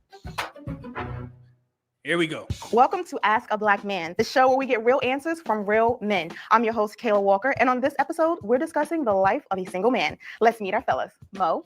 So, yeah, I'm going to let it cook for a little bit. Hold on. Bentley, Dozy, Panama, and Scoob. So are you guys okay with a woman approaching you, or do you prefer to approach a woman first? I like the chase. You like the chase? No, I have no problem with women approaching me. It's all about facilitating us, like meeting, getting together. Oftentimes, I think women put themselves in difficult situations when you're out where like they'll come to a party with 6 girls, they got the linebacker on one side, the pulling guard right to the right, and you can't even get in to talk to the girl you're interested in. And so I think a lot of women just put themselves in difficult situations for a guy to approach. Okay. And so as long as the conversation starts and dialogue starts, we get to figure out where there's an interest at all. I don't think it matters how it starts. Panama. I don't think it's a good idea for a woman to do the cold approach. I do think it's a very good idea for a woman to give every possible sign in a guy she's interested in. So you can bat your eyes, you can, keep looking at me or something. And if I don't take the bait, that's on me. So y'all see the same, I think this is going popular right now. Like in present day, we're still having conversations about how a woman or how a man is supposed to approach a woman. Keep going back to that old man that got cooked for just saying hi or some shit. But yeah, we see this all the time. So nothing has changed from the 2010s until now. It should be I don't know. Maybe the women who want this stuff aren't speaking up enough. I don't know. Brendan, what up though? $10 bomb said, man, I swear I don't even know black women like this. My mom, my aunts, my nieces, my cousins. It's almost like I'm from another planet. These women are nuts. And yeah, and I've said, shout out to you. You know what I used to do, Brendan? Is I'd be like, well, I don't hang around those types of women. I don't, in my day-to-day life, I don't know those types of black women. I had to remove myself from my experience to all the experiences that we hear from region to region. Social media allows us to do that. So instead of dismissing the experience that a lot of black men are facing, I decided to do the research and acknowledge it, because I used to be just like that. Man, the people around me don't act like that. And I'll be like, well, so y'all must be the ones that's hanging around these girls, but nah, they everywhere. So yeah, so I get what you're saying, but I used to be the exact same way until I had to learn in these spaces. So it is what it is, man. Thank you. Would you meet a woman in the club? Is that okay? I'm a good guy. I'm in the club. Yeah, I'm assuming good people in the club too. So I mean, I don't know about them, but when I'm first meeting, I'm not meeting to date. I'm probably looking to smash. You're looking to smash. Yeah. Be honest. How many of y'all brothers in the chat went to the club looking for your wife? Bueller. Anybody? You was in there like, man, this is gonna be the night. I'm gonna meet my wife in that damn club. No, you was trying to sneak in. We all was trying to sneak in. We know the game. I was the same way. Okay. Yeah, don't lie. Don't sit up here and lie. Malik, what up though? $5 just said congrats on 50K media, man. Thank you, brother. Said for shizzle my nizzle. Thank you, brother. It's good to see Malik in here. Who gonna lie? Who gonna lie and say that they was in the club looking for him? Oh, okay. I'm just checking. I'm not looking at you like, is this gonna be my wife? I'm looking at I'm looking at her like, okay, is she gonna give up the cheeks tonight? Cheeks, let me get a little bit. Look at that dude's face. Let me get a little bit. You know what I'm saying? Do women go to the club looking for husbands? I know it ain't just men. Brendan, $5 just said, I apologize. I was not. No, I wasn't saying you was dismissing it. So I was not dismissing. I do know women like that, but just not in my everyday life. All due respect. Yeah, no, I'm the same way. I didn't take it like that. I was just saying that's what I used to say the same thing when I used to watch the shows. I used to do the same thing. Like, man, where are they finding these women? I used to watch some panel shows, man. I used to be so like confused. Like, did they pick these women to act the fool up here? I swear I used to think that. I was like, man, it's got to be scripted, because they were dismissive. They were divisive. They didn't answer questions all the way. It was never them. I was like, nah, this got to be. I thought the panel shows were scripted. Like, they literally placed a black woman or a couple black women on the show to act wild so you can get the engagement. And I just accepted it. I was like, okay, cool. So they're going to have a woman on here that's going to act crazy. Everybody going to engage with her. It's going to derail the conversation. But the views are going to go up. And for a long time, I thought it was scripted. No lie. Hand to God. But I was I saw one episode, and I forgot which show it was, but the one girl brought her husband and they was at the fight or something like that. It was a lot. I was like, oh, this shit is real. Like, it took me a while to understand. Like, it's not scripted. This is real women. So, Chris, what up, though? He's a member. Thank you, good brother. Good to see Chris over here, man. Keep chugging along, man. You see, I'm slowly growing over here. Thank you, brother. Good to see you here. Yeah, I thought that shit was scripted. Okay, let's continue. Or within 2 weeks, within 3 months. I'm breaking it down in my head. When I see You are never settling down, are you? Do you think you can actually find a wifey material in the club? Every woman in the club is not looking for the same thing we are in the club. Like, I feel like women approach that entirely differently. So there's probably a whole slew of good women in the club right now who would rather be at home reading a book. Okay. If every time you in the club, she in the club, then that might be a little different. Message. How do you guys feel about plastic surgery? We go. Now watch this. Weaves, contacts, all the fake stuff. Weaves? I hate weaves. Okay. I don't have a problem with weaves. Like, I'm fine with that because I probably can't tell anyway. Like, as long as I like the way your hair Oh, that's 1-1. Watch. looks, I'm good with it. What about plastic surgery? Don't like it. Don't want it. Fake nails, No, contacts. I just like natural beauty. All just natural. just natural. There's other sections in a woman that is comfortable with her own skin. For me, I have no problem with plastic surgery. If it makes you more attractive, like visibly more attractive, go with it. Okay, so we got 2 for natural and 2 for plastic surgery and weaves. There you go. How do you guys feel about a woman with tattoos? As long as it's not like nothing crazy. Like I don't want you looking like, you know, somebody like I used to play ball with. No tats on the neck. Yeah. I'm not a rapper or an athlete. But I'm going to take you places that people are going to judge me. Like, if you got Okay, so women should take that to the bank. Men been echoing this for a while. All them tattoos, of course, let me just say this. Y'all probably didn't know what men wanted back in the day. You got all these damn titty tattoos and shit with the paws like Eve. Bunch of girls in my generation copied Eve from Rough Riders and got paw tats on their titties. Y'all remember that? So yeah, y'all probably didn't know it. Now it's affecting you as an older woman, and you're like, shit, I got to cover these up because men don't like that. Most men don't like a woman with all those damn tattoos unless he is a tattoo artist and he got a gang of tats. But I've seen some guys on this dang Pop the Balloon show say, I know I got a lot of tats and it may sound hypocritical, but I don't want my woman to have tattoos. Yeah, I mean, you could take that advice, ladies, or not. If you're not doing it for men, rock out.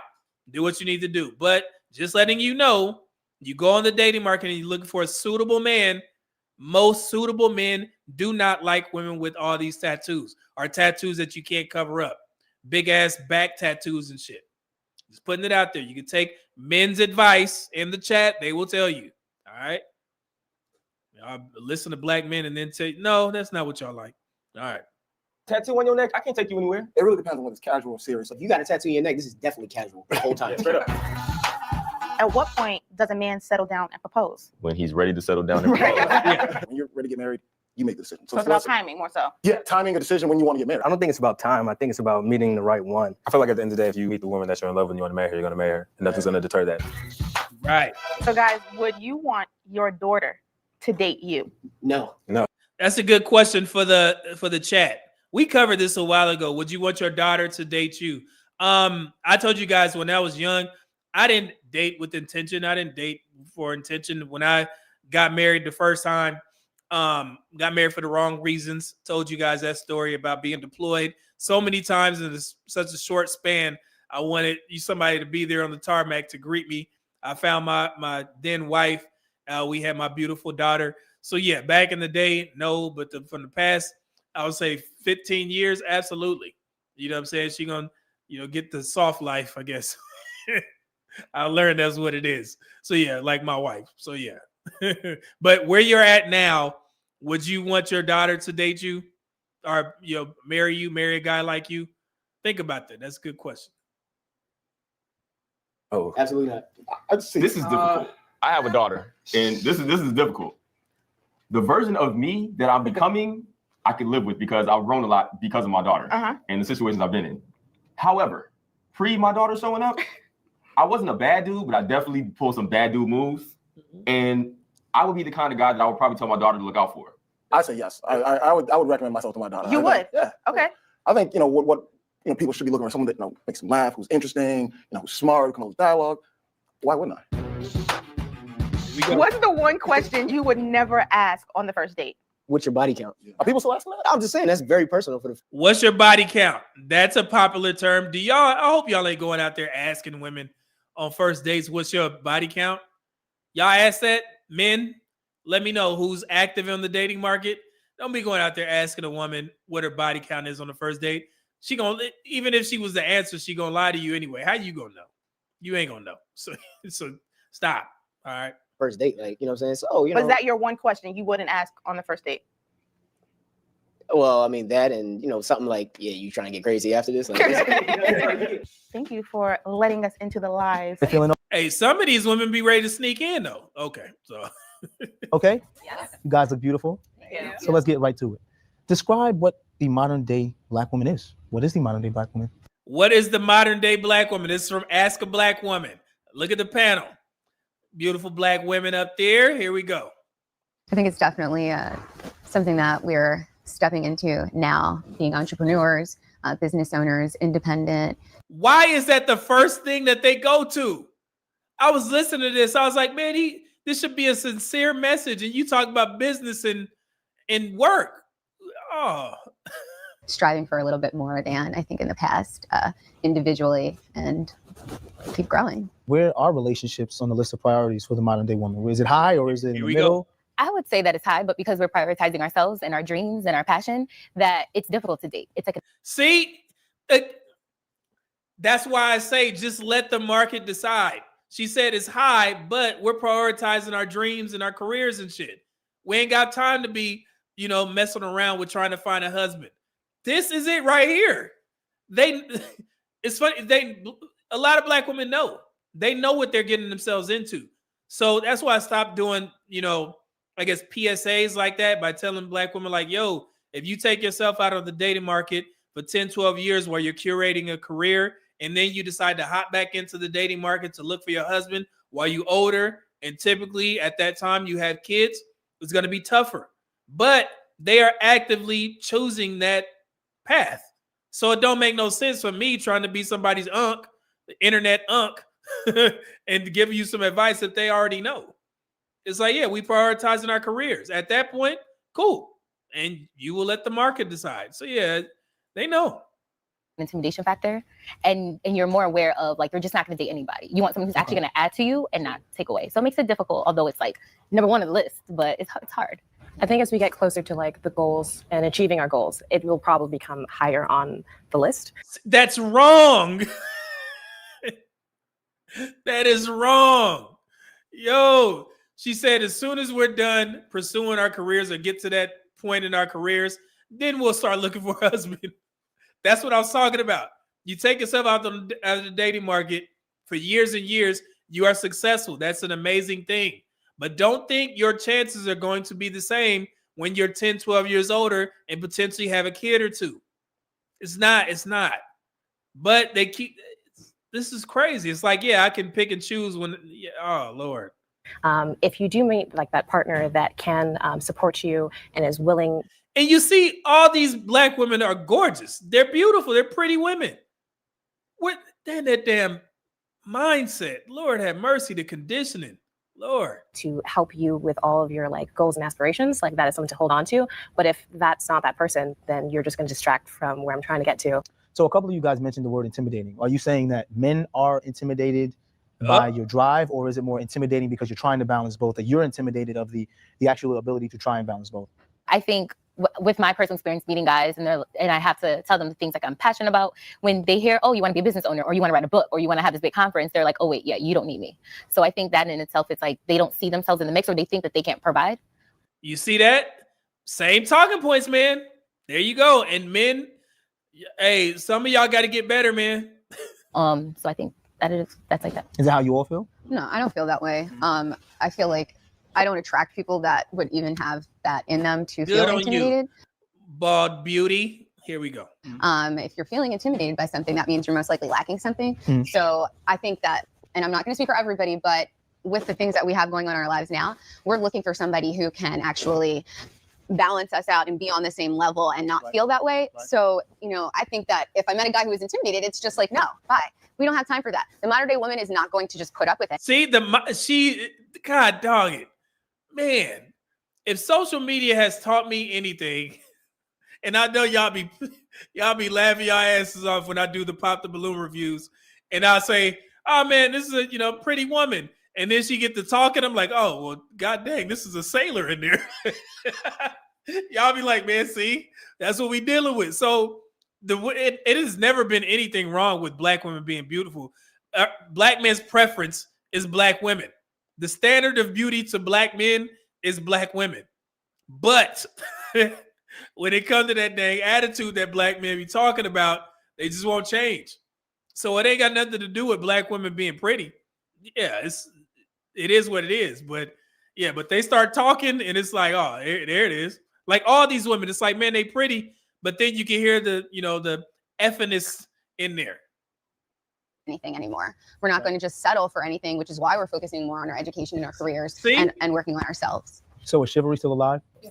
I want you to be chivalrous. Yeah. You want chivalrous? And in what ways? Because it's funny when you hear women say, I don't want to live like we're still in the 1950s, but you still want chivalry, which existed during the 1950s. So explain to me, how do you still want chivalry from men, but you want them to treat you as an equal? Look, if the bag is heavy, you gonna carry the bag. You feel me? But at the same time, I'm not going to expect the person I'm with to pay for everything all the time. Okay. I like for things to be equal. If you want somebody to treat you as an equal, you have to act as an equal. Okay. But there are little things that, a person can do just to open the door or walk on the outside of the sidewalk, stuff like that. That's nice. But at the end of the day, it also doesn't mean that. That's not a deal breaker for you. Right. It's not a deal breaker for you. You know what's funny? Let me give women some game here. Bro, ladies, it don't take much. You doing something nice for your man in regards to coming out your wallet and paying for something. When you on your way to his house, you be like, hey man, you want me to pick up something to eat? Just small things like that make a man feel appreciated. It's like, oh man, she thought about me and she gonna pay for some old Chick-fil-A or something. It ain't even gotta be a lot of money. And y'all get offended at that. It's like, what the hell? I'm telling you, if you invest just a smidget in a man, he gonna be like, oh shit, I'm gonna go ahead and take it up a notch, and I'm gonna treat this woman well. But y'all, I don't think y'all understand. It's just the small things, thoughtful gifts. You know what I'm saying? If you go to his house and you see that he doesn't have like some nice dish rags, the next time you come to his house, you went to Walmart or Target or something, you grab some dish rags. You're like, hey, I seen that you had some old dish rags. Here you go. Like, for me, he gonna turn into a whole ass little kid. Thank you. And next thing you know, he finna treat you very well. Y'all, it's simple. Reciprocation. That's all men looking for. And y'all get so offended by that. I never understood these new women on social media. I ain't paying for nothing, but you flip and dip in the bedroom. How you gonna tell a man you're not gonna, cook for him on a day or something, clean, wash some of his clothes, but then you like, oh man, what positions we gonna do tonight? Like, what? Flip and dip? No. I'm crying, man. That just don't make sense to me, man. All right. Cool Blur. What up, though? 10,000 just said I just tuned in. So far, all these natural women are fine, but they're on a panel. Let's see how they make me dislike. And that's how, that's what I'm learning. Y'all probably get mad. I always get black women compliments, but when they start talking, like, God, dog, like y'all messing it up for the dudes in the chat. It's been multiple times. Who's been here? Air Force Reed, Malik, y'all all been here. I'll ask the question on the Pop the Balloon review. Man, what y'all think about this woman? Everybody in the chat like, oh man, she right. As soon as she gets to talking, the chat shifts. It's like, nope, never mind. Malik, $5 super just said, I think I'm still chivalrous. I don't mind sharing the blunt. Hey, that's rather chivalrous, brother. What's the going price on that good ganja out there now? So here we go. I think there's a misconception that because you're modern, that there's no such thing as this partnership thing. I think it's like, well, the guys, I don't need the guy. I can do everything. You know what? I'll take care of the bill. Not all the time. So I think a lot of the times there's this misconception like, oh, she's a modern day woman. She does not need a man. No, I do. Because at times it gets difficult when I need to fix something in my car, or there's certain things that just needs to be done. And like, I can't YouTube everything. Right. So so there's this misconception that we can do that all by ourselves. A woman says they expect a man to cut the grass, take out the trash, open doors. It's accepted. But if a man says he expects a woman to cook and clean, it's looked down upon. Why is that? I don't believe so. I like to cook. Look, beautiful black woman. Lord, does she seem like the most, I guess, nice out of the group? Goodness. Air Force Rick, my bad. $10 bomb said, Media Man, in your opinion, are black women the only ones who think they can put themselves on the shelf and come back on the dating market looking for a success? In my opinion, based off the statistics, yes. And based off of what they tell you as well. Because for both black men and black women, our first marriage is 33 for black men, 32 for black women. That's the highest among all races. So that would lead you to believe that, yes, black women don't mind getting married later on while they've, already cultivated a career. Men tend to get married or married later than women because they want to be financially stable to take care of a woman, but it's just never been that high as 33 to 32. So that's why we talked about college, finding a man in college. That's not on a lot of black women's minds. And this is not me saying that. This is black women in every region on social media. They'll tell you, I'm not going to college looking for a husband, or I'm not willing to do the things that the white women are willing to do for the jocks, make some food for them after practice and shit. There's a whole conversation about that. I think I did a video on it where, it was a panel full of black women saying, nah, the white women be doing everything for the black dudes that's in the, on the football team. And we're not willing to do that. So, so I would say, and I don't think black women would take that as an insult for me to say that they don't mind taking themselves off of the dating market. Because as these women have said multiple times, that's their intention. So, so I don't feel any type of way of saying it. I think they don't mind. So what y'all think? I don't think they would be upset if you told them that. Yeah, they're not ashamed of that. Let's continue. And clean. I'm a little bit more traditional. I like gender roles. That doesn't mean I like to cook 5 nights a week, but if you're taking care of the outside in the household and the things that the man has kind of been known to do or that we've come in agreement to do, then I'm going to take care of my part: cooking, cleaning, laundry. As long as there's a balance. It's a balance. See, she like it. I believe in a partnership. I'm very much into partnerships and people. Partnership. See, y'all know how y'all feel about partnership. People are going to have their strengths and their weaknesses. Now, I hate cooking, but I love cleaning. I don't mind mowing the grass, but I hate taking out the trash. Are you willing to learn to cook? I mean, I can cook, but I find it like just, it used to be a big. Hey, y'all gotta. So if that's important to you as a man, for a woman to cook, get a woman who loves to cook. It's a couple of them still out there. You know what I'm saying? That was one of my priorities on my list when I decided that, hey, man, it's about time for me to settle down or whatever. I was open to the idea of marriage again. But yeah, that was one of my priorities. I didn't want a woman who would just cook because she knows she got to cook for her husband. My wife gets mad at me when I'm on my little cut diet because she can't cook for me, because she loves to cook. She likes seeing me eat her food. Okay? When it's a cheat day, she want to cook. It's simple.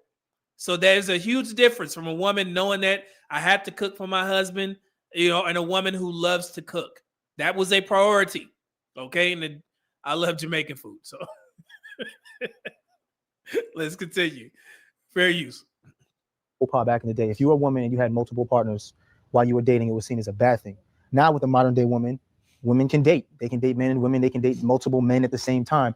What are your thoughts on that? You have to think about, the men do this and it's not a problem. But dating is truly conversing and going out physically with different people. You're not putting all of your eggs in one basket or not getting all your feelings caught up in one person. So it's dating. Like, you're supposed to. Well, that leads me to my next question. How important is marriage to the modern woman? We talked about dating. I know dating is important, but is this something the modern woman looks at and says, you know what, I aspire to be a wife, or I aspire to be, is that something that still exists? Marriage is super important, but like she said, piggyback on that, like you have to find the right person. Personally, like I've had relationships where it could have led to marriage, but I knew that situation just wasn't going to be right for me. Right. So, it's really just about making sure that you know where you want to be in life and looking for that right partner. Okay. Studies show that Black women and Asian men are the least desirable when it comes to online dating. Uh-oh. Here we go. And y'all know them studies about the dating apps and shit like that. Here we go. Let's hear what they got to say. Why do you think that is the case? I've dated Asian guys before. So I keep seeing this SB name pop up. I'm glad. Thank you for pointing this out. Yeah, I didn't see you use some sprinkle verbiage, man. Let's go ahead and get you up out of here. All right, let's go. Let's continue. They're pretty great. I don't know why they think we're the least desirable or like the most hot. That's insane. What kind of study was this and who did the study? Okay, now I didn't put this on this. I think that it's based off of how we're viewed in the media. So like if you look at a lot of like TV shows, the black women sometimes we're cast as like vixens, we're cast as like angry black women. We have all these, the people that they put sometimes in front of the camera is not always representative of the entire population, but we are judged based off of that. It's crazy that we're the least desirable, but everybody wants to be just like us. So that doesn't make any sense. No, so and I think that's what a lot of black women get wrong. I think, and I will agree with these ladies, I think other races of women do copy black women's style. You know, like they'll take certain things or act like black women because black women drive the culture. We understand that. However, when it comes to dating and relationship outcomes, no, they don't want to be like you guys because other races of women, from what I gather, they have some women out there that are, you know, effeminist and independent and all that type of stuff, but not at the rate as black women. I think black women coined the Miss Independent terminology, right? So they want to be like y'all in regards to style, maybe the way that y'all talk, you know, but not in regards to your relationship outcomes. Typically, the women of other races know how to get in line when it's time to get in line. Even if those women, white women, let's say white women, were in college getting ran through. White women, your party favors in college, right? But when it's time to settle down, they lock in and they'll find some dude to get married. The ring by spring foolery. Y'all seen it? So yeah, they'll lock in when it's time, using first couple of years, freshman and sophomore, and then junior and seniors like, you know what? Now I need to go ahead and get me one. So yeah, so I think other races of women, they look up to black women in regards to culture. Definitely black women drive the culture. You know what I'm saying? It's something that you just learn to appreciate as a black man. Certain things black women do, you just like, man, you know, I love them. But it's a lot of stuff that black women do. It's like, man, I question. I'm like, y'all could be running the game. I say that all the time. If black women took the gym serious as a whole, black women would be running the dating game. If they fix the attitude, y'all will be running the dating game. Because I think black women are the most beautiful women on the earth. But other factors play in. And men these days are looking for peace. They're not looking for a rumble. And I'm being as sincere as possible. Don't let any other guy out there tell you nothing different. Black men think black women are beautiful. The majority of them, okay? It's just the attitude, okay? It's always been it. All right? I'm just letting you know, in the weight thing, y'all take offense to that. The type of man that you want needs you to be in the gym, okay? You got to get that shit right. It is what it is. Let's continue. To me, it's funny, right? That's crazy. Isn't that funny? You're stealing my whole face and my body and everything. The irony. But, The irony. I don't believe it. They need more people. If you had to say something to black men with regards to dealing with a modern day black woman, what would you say? So this is their chance to give black men advice about them. This was funny. Watch it. To kind of help him along his way, give him some guidance. I love black men. I love you. Be strong, love me back, and support us. And we love you too, baby. I think that's the most thing. I think the modern day black woman is self-made, self-assured, resilient. Is any of that attractive? Self-made, resilient. Lord, you gotta love them, man. You gotta love them, Lord. Okay, HVAC man, $5 from just said not getting in the gym is their biggest problem. Get in the gym. That's a non-negotiable for me. And it should be. Honestly, I think y'all black men on the dating market, you ask for too less. You have very little standards when it comes to the type of women that y'all supposed to be choosing. It is okay for you to have a standard of the type of woman that you want to date. Remember, F us on social media once you log off. If you say, I only want to date in shape women, who is going to stop you from doing that? Y'all ask for too little. You're not asking for enough. Okay? Y'all the ones that taught me about the finished product. Black women want black men to be finished products. Okay, cool. So if you a finished product, why are you scared to, decrease your dating pool to the type of women that you actually want? Who's going to, check you off your spot, so to speak? Y'all ask for too little. All right? In my opinion.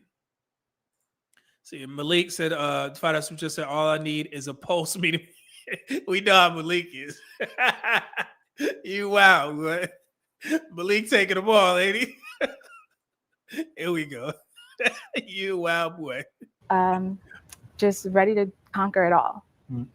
I love them 150%. I am not against you. I'm for you. I am eager to find whatever our passions are, build and conquer the world. Just because I'm modern, that means I have even more things to bring to the table. So she said, just because I'm modern. All right. I don't know if men think too kindly about that. I think the respect goes both ways. Even though, I might be a little bit more traditional, I like to balance still. But so many men, TD Jakes said it best one. See, and this is supposed to be a nice message. And she's here, but these men, it's supposed to be nice. They haven't had the chance or haven't been taught how to be this new man, even a modern day man. Right. See, this is supposed to be a good message. This is supposed to uplift black men to be with y'all. And this is what you do? This is the type of shit you get us into? Why is that? Going to the negative. They haven't been taught, but we love you though. But we love you. They were working and providing. They don't know much about this reciprocation. See? I need a partner. I need someone who is not afraid to let me lead in certain areas that I'm very good at. Look at how pretty this woman is. I need a partner. I need a man to let me lead in certain areas. Look at how pretty this woman is. You'd be like, you just want to tell a woman like this, like, please, lady, just what you say? Just do right, man. God, dog.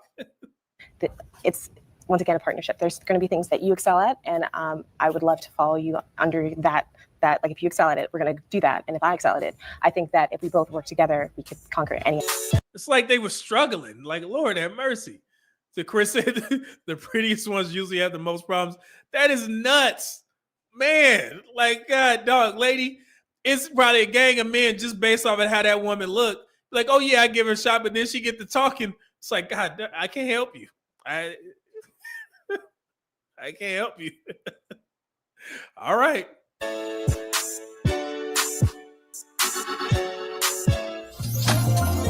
Back to the dude. Welcome to Ask a Black Man, where we get real answers from real men. This is the dating episode where men reveal their biggest pet peeves about the opposite sex, relationship timelines, and what takes a woman from girlfriend to wife. Let's meet the men. I had a great time dating. It was great. I just took that time to realize what I did and didn't want. If she has some good draws, you want to keep getting them. That brother got some braids, don't he? I'm scared the marriage will change everything. Maybe I'm not ready for this because maybe these girls are not ready. You got to have a lot of things going for them. They got to be patient women. To me, dating is different than being.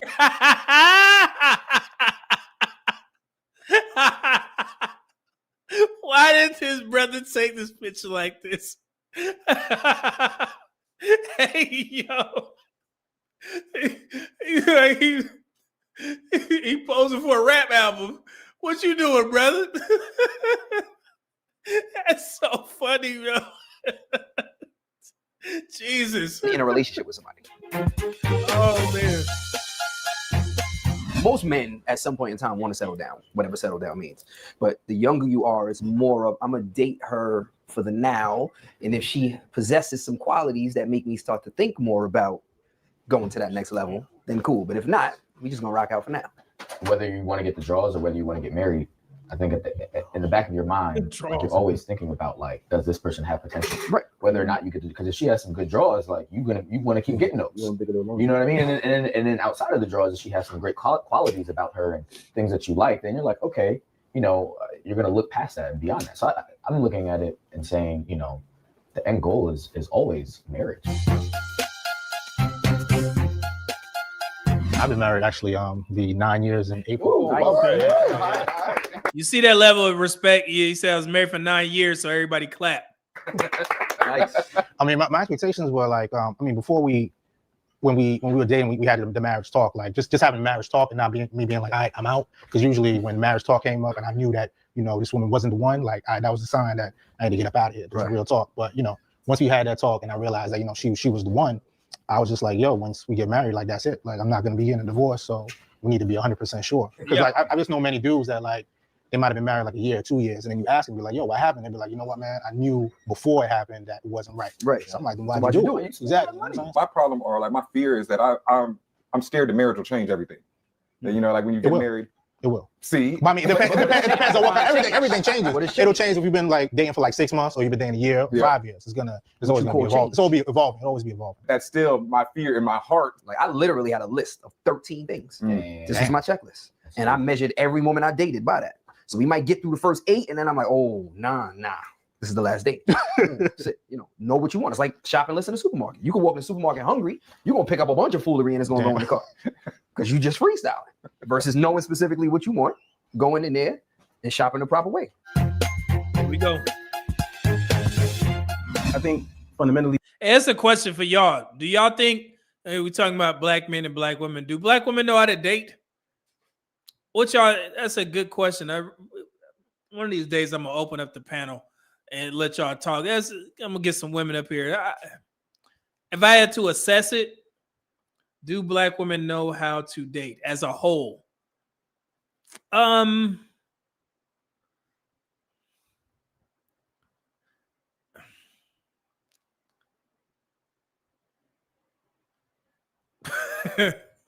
lot of things going through my head. I think they know how to receive. I think they know how to receive and ask, but I'm not sure they know how to actually date and just enjoy the moment, if that makes sense. Yeah. Just relax and just instead of expecting so much on like a first date. Yeah. I think if as a whole, if black women was like, man, just enjoy the date. Enjoy the date no matter where it is. You're getting a cup of coffee or something like that. Nice little dinner. Just enjoy and stop trying to get Instagram moments. You know what I'm saying? Like I need to take pictures of the food so I can put on my Instagram to make it seem like I frequent in these places. Nah, man, just enjoy. If you're really there to meet, get to know the guy, just relax, and enjoy. He gonna take care of you for the most part. All you got to do is reciprocate with your attitude. Be nice, cordial, be thankful. Because I think women forgot that a man you're literally getting a free meal. I mean, think about that. Men are taking you out for a free meal. Just relax. You know what I'm saying? Enjoy the moment. Be nice. Be grateful, Yeah. No pressure. Y'all put too much stock on like first dates. Always got to get a Instagram moment. Just relax. Black men, yeah, they're going to take care of you. Okay. God. I don't even know if I answered the question. Okay. Chris, $2 who just said black women don't date. They get dated. No effort or focus. Yeah, and I'm starting to maybe that may be a topic you could discuss, Chris. I was thinking about that. Because all I see is thanks, Chris, for the super chat. $2 super chat. All I see is the story times about the bad experiences. I never see black women talk about the good experiences that they have on dates. Is that an algorithm thing? Like they don't think it's gonna get as many views? Yeah, they may be right if that's the thought process. If I talk to them about my good dates, then that's not gonna get engagement. But I talk about how this man didn't pay for this or whatever, the restaurant was bad, then that goes viral. So in my assessment, if that's all I have to go off of, then I would say no.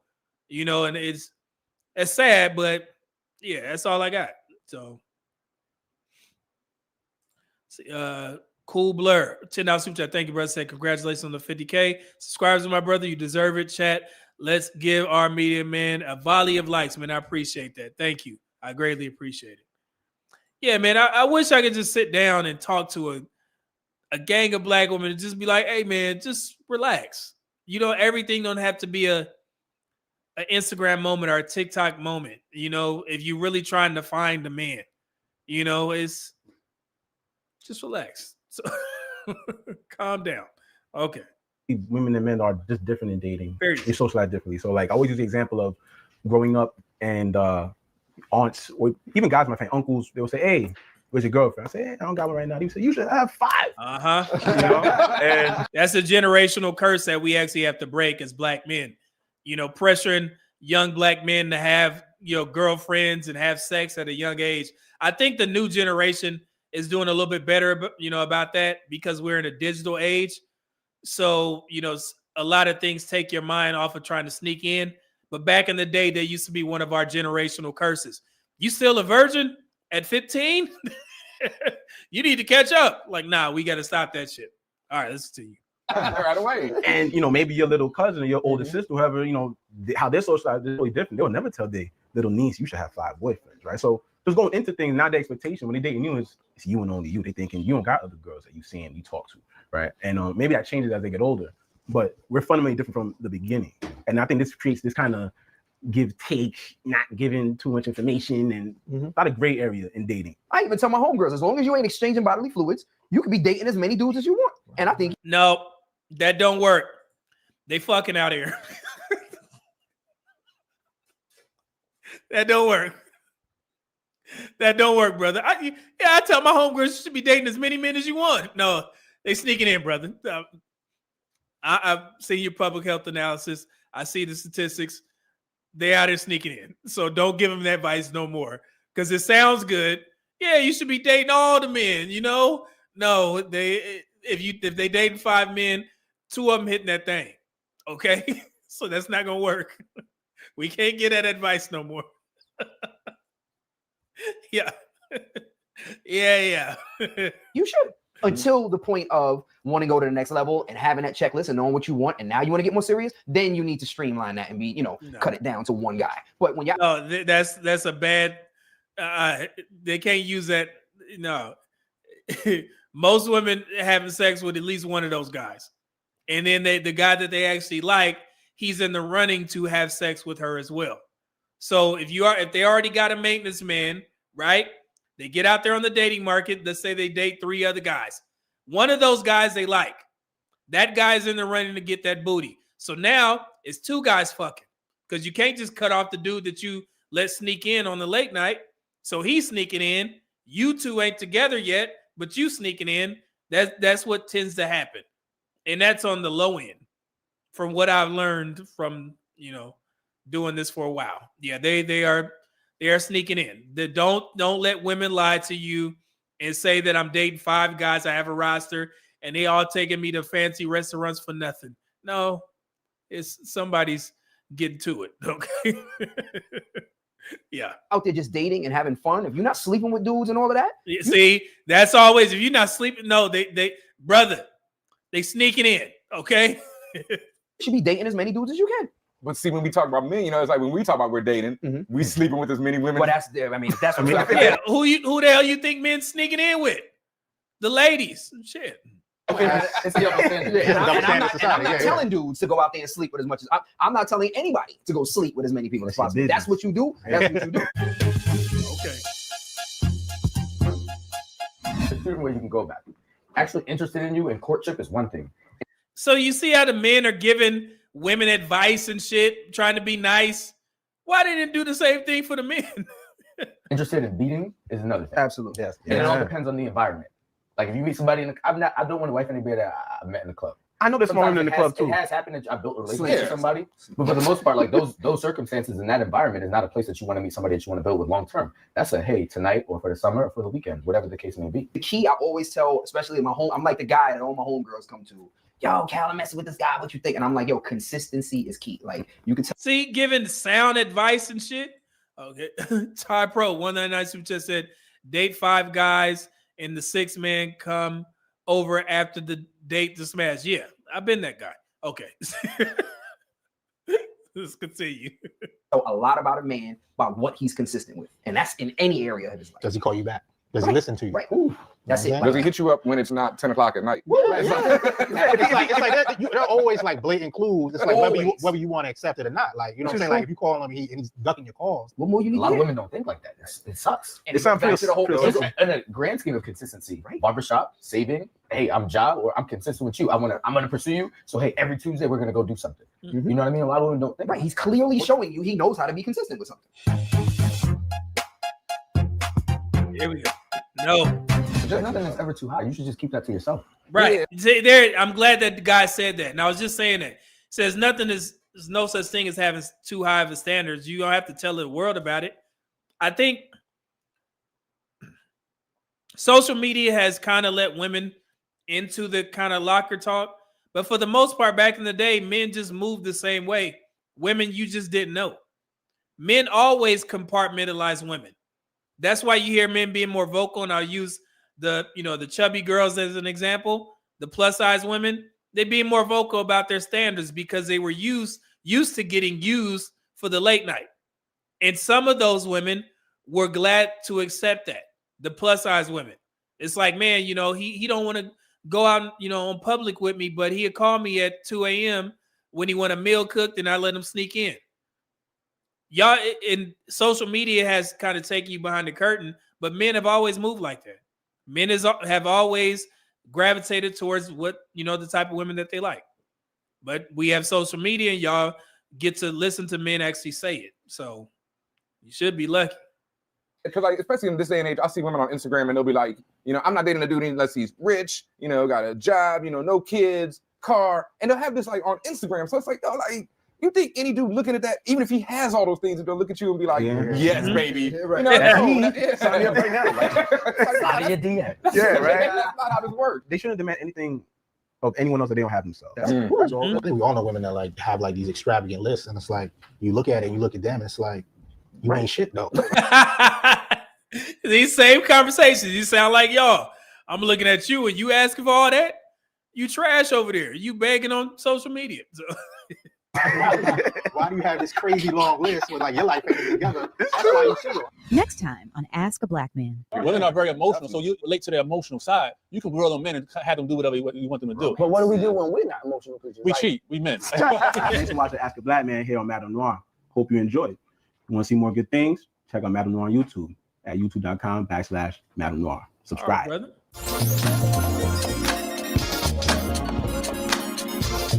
Welcome to a special edition of Ask a Black Man, the show where we get real answers from real men. I'm Kayla Walker, and this episode is all about dating and the internet. This is gonna be. Nah, we finna go skip ahead real quick. I want to show y'all something. Let me see if I can find it. What's going on with my mouse? Yeah, I think this is it.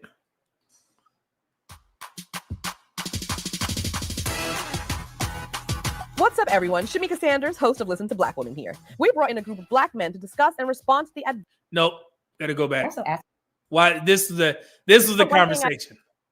So the street. We gotta find it. Hold on, I'm gonna find it. Let me be old for a second. Don't judge.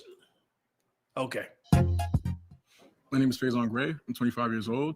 I'm single. I'm currently a model / actor, personal trainer. Put this bid out there. What's up, guys? It's Shamika Sanders here with my lovely co-host Kiara Kelly and guest co-host Africa Miranda. Hey, girl, hey. Looking fabulous. All this melanin in one slide. You are watching another episode of Listen to Black Women starting now.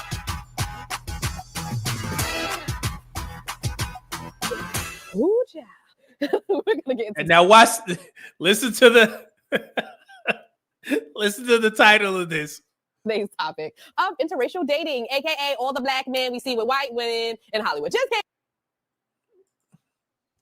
Caught your ass. See? Interracial dating, and immediately they go to the black men in Hollywood. Don't act like you was playing. Y'all gonna like this. Hold on, this is funny.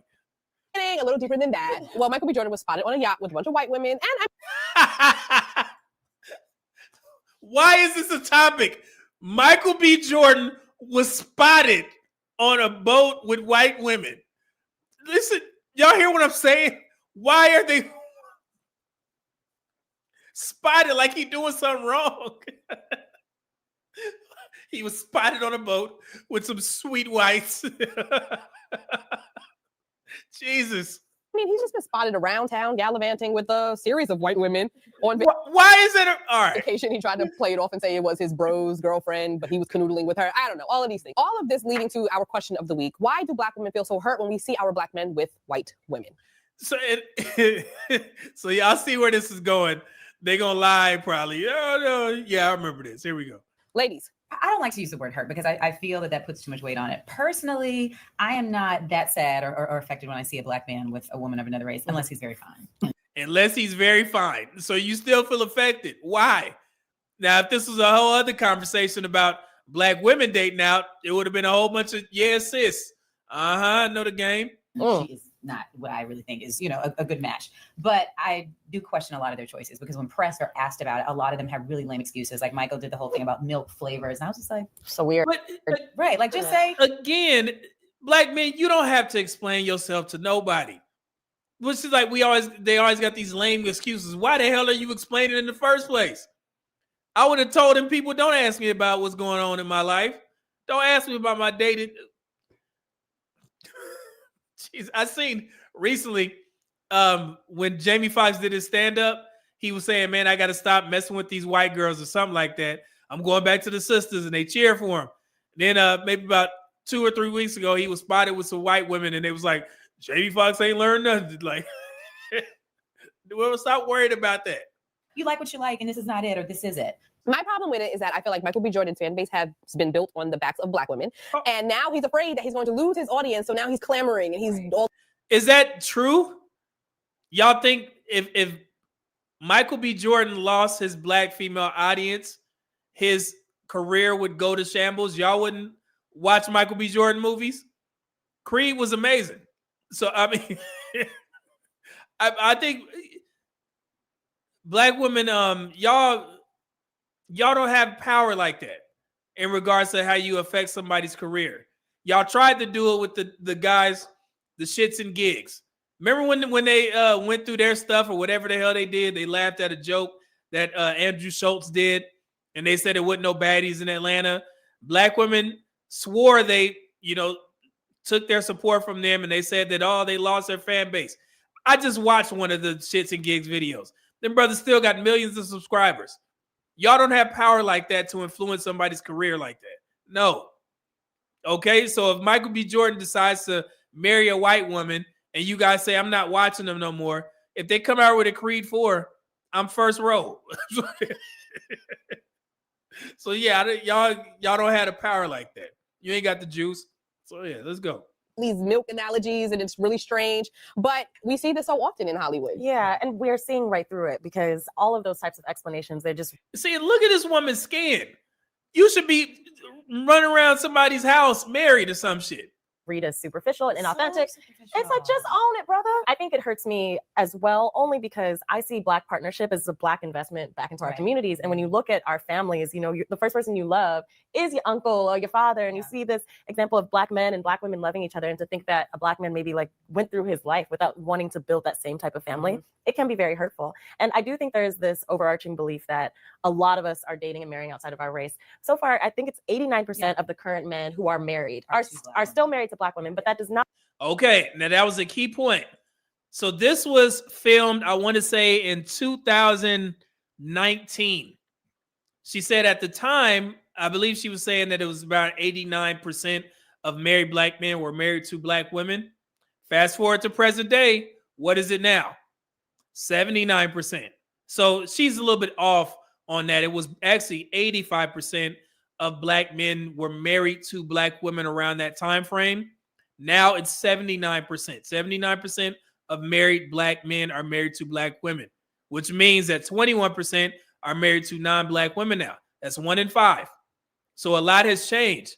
And these conversations, I think it's based off of what can Black men do to change, but they're already changing.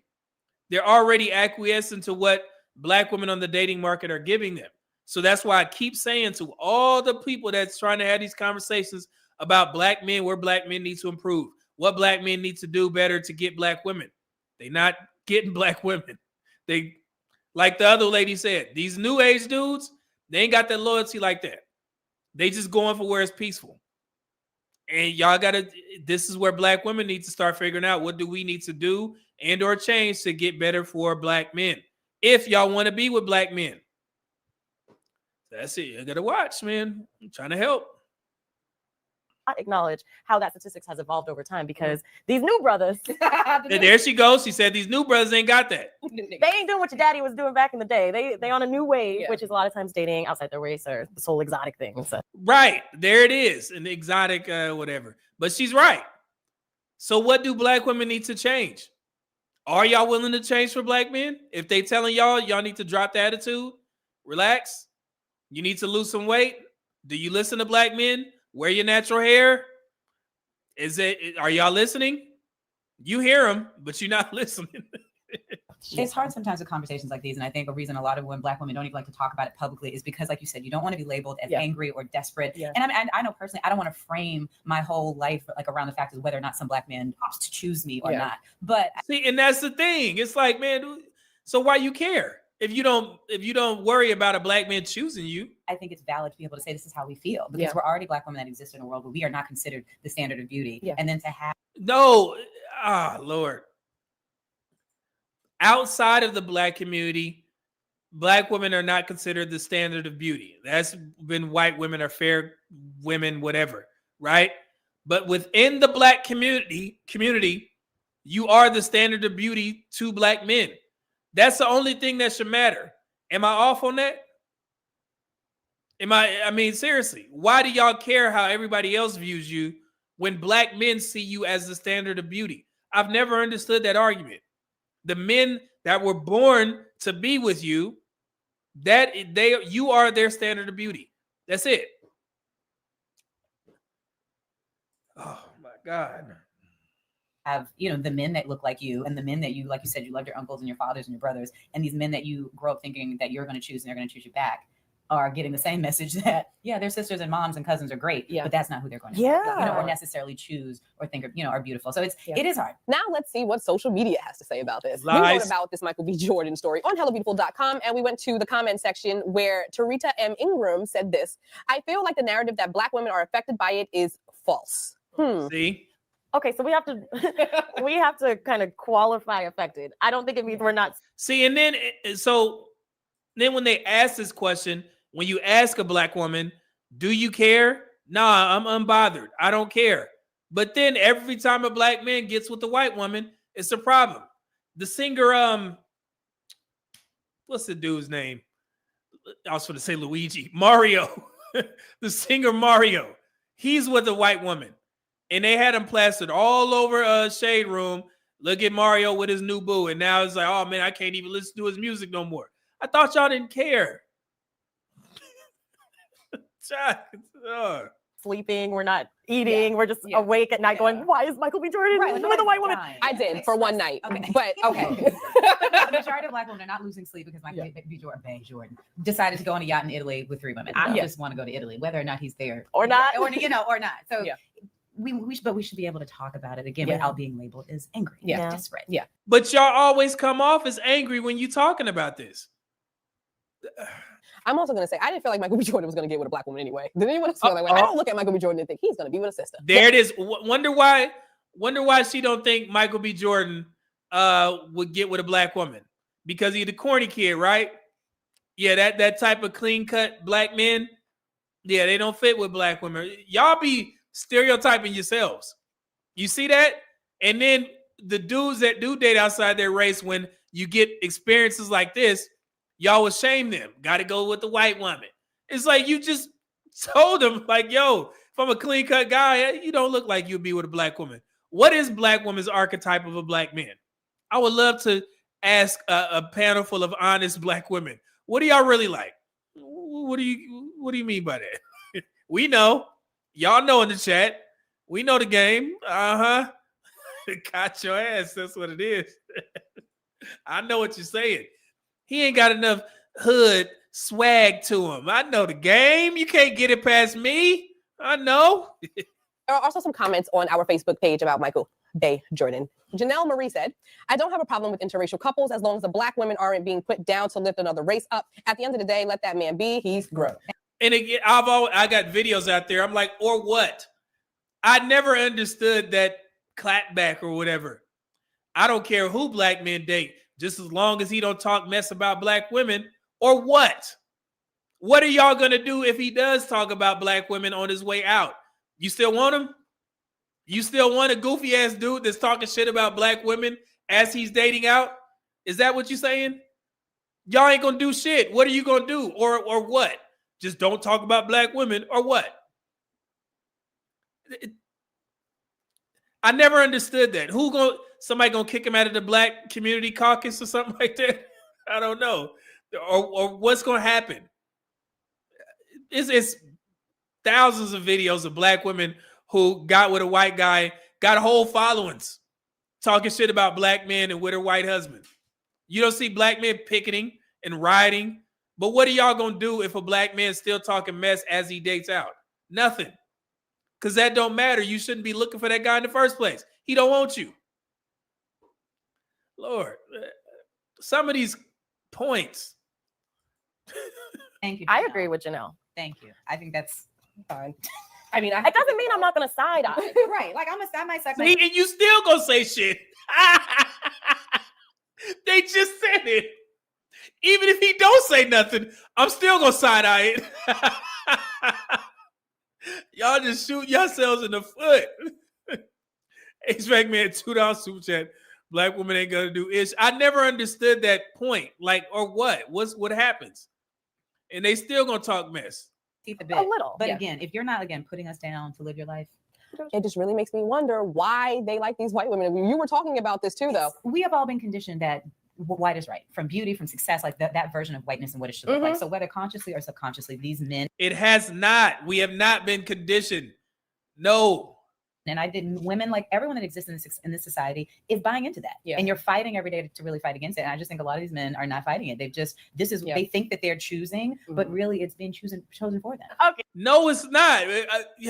See, these are the type of conversations you need black men.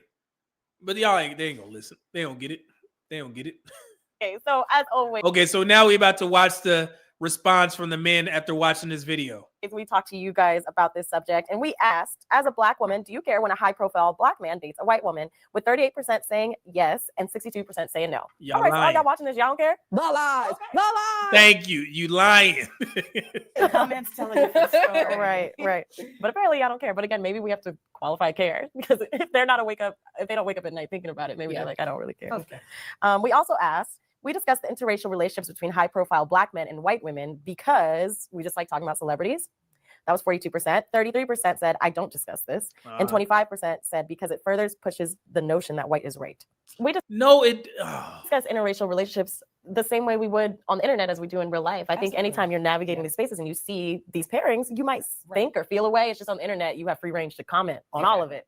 These are the people we see. So, I mean, of course, we're going to talk about celeb interracial relationships more than like the man that lives up the street that's married to somebody. No, but why are you talking about it in the first place? If y'all don't care, like, Azek Man, $5 just said, I said before, the two biggest issues, the weight and the attitude, fix them. They'll be number one, but they won't. Yeah, I never understood that, man.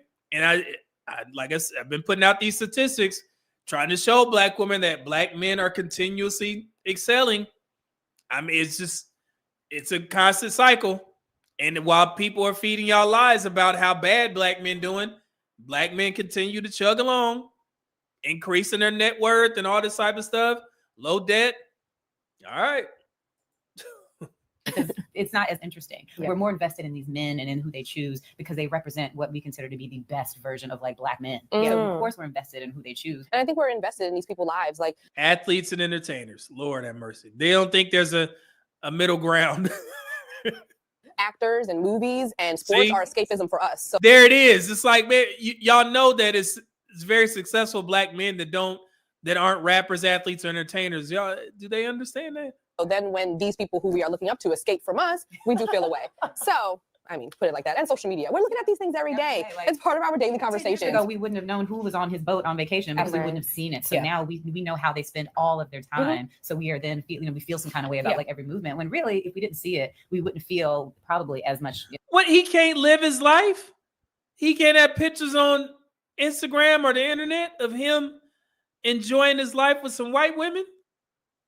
That's absolutely not. You know, one of the most disturbing things that I learned, this was back in 2016 or something around there. Yeah, about 2016 summer. I want to see if y'all remember this. I had just got back from a deployment, I believe. No, I was still deployed when this conversation was going on. You remember when the Cleveland Cavaliers won the championship? They beat the Warriors in 7 games or whatever, right? So Cleveland won the championship.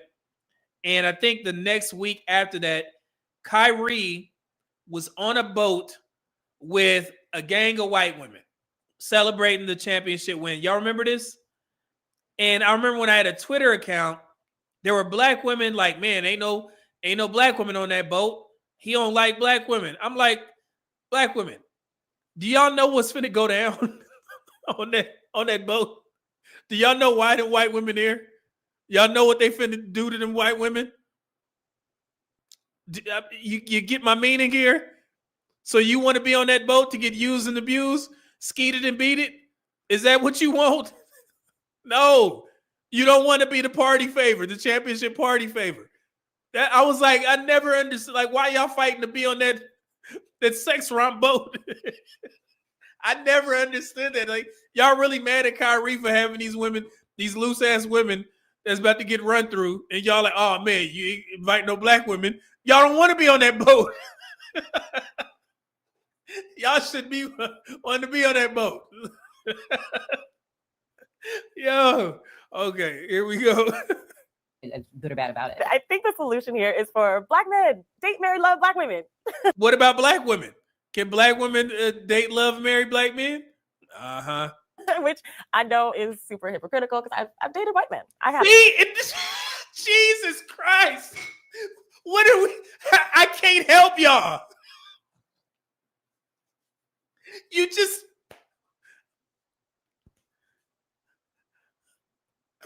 So you want black men to date black women, but y'all just, we can do whatever. My mind, I can't help, man. I cannot help. Y'all hear this? I can't help you with this. But one thing I do think, for black women, if we're really heard about it, we need to open up our vantage point of who we're looking at to date. Because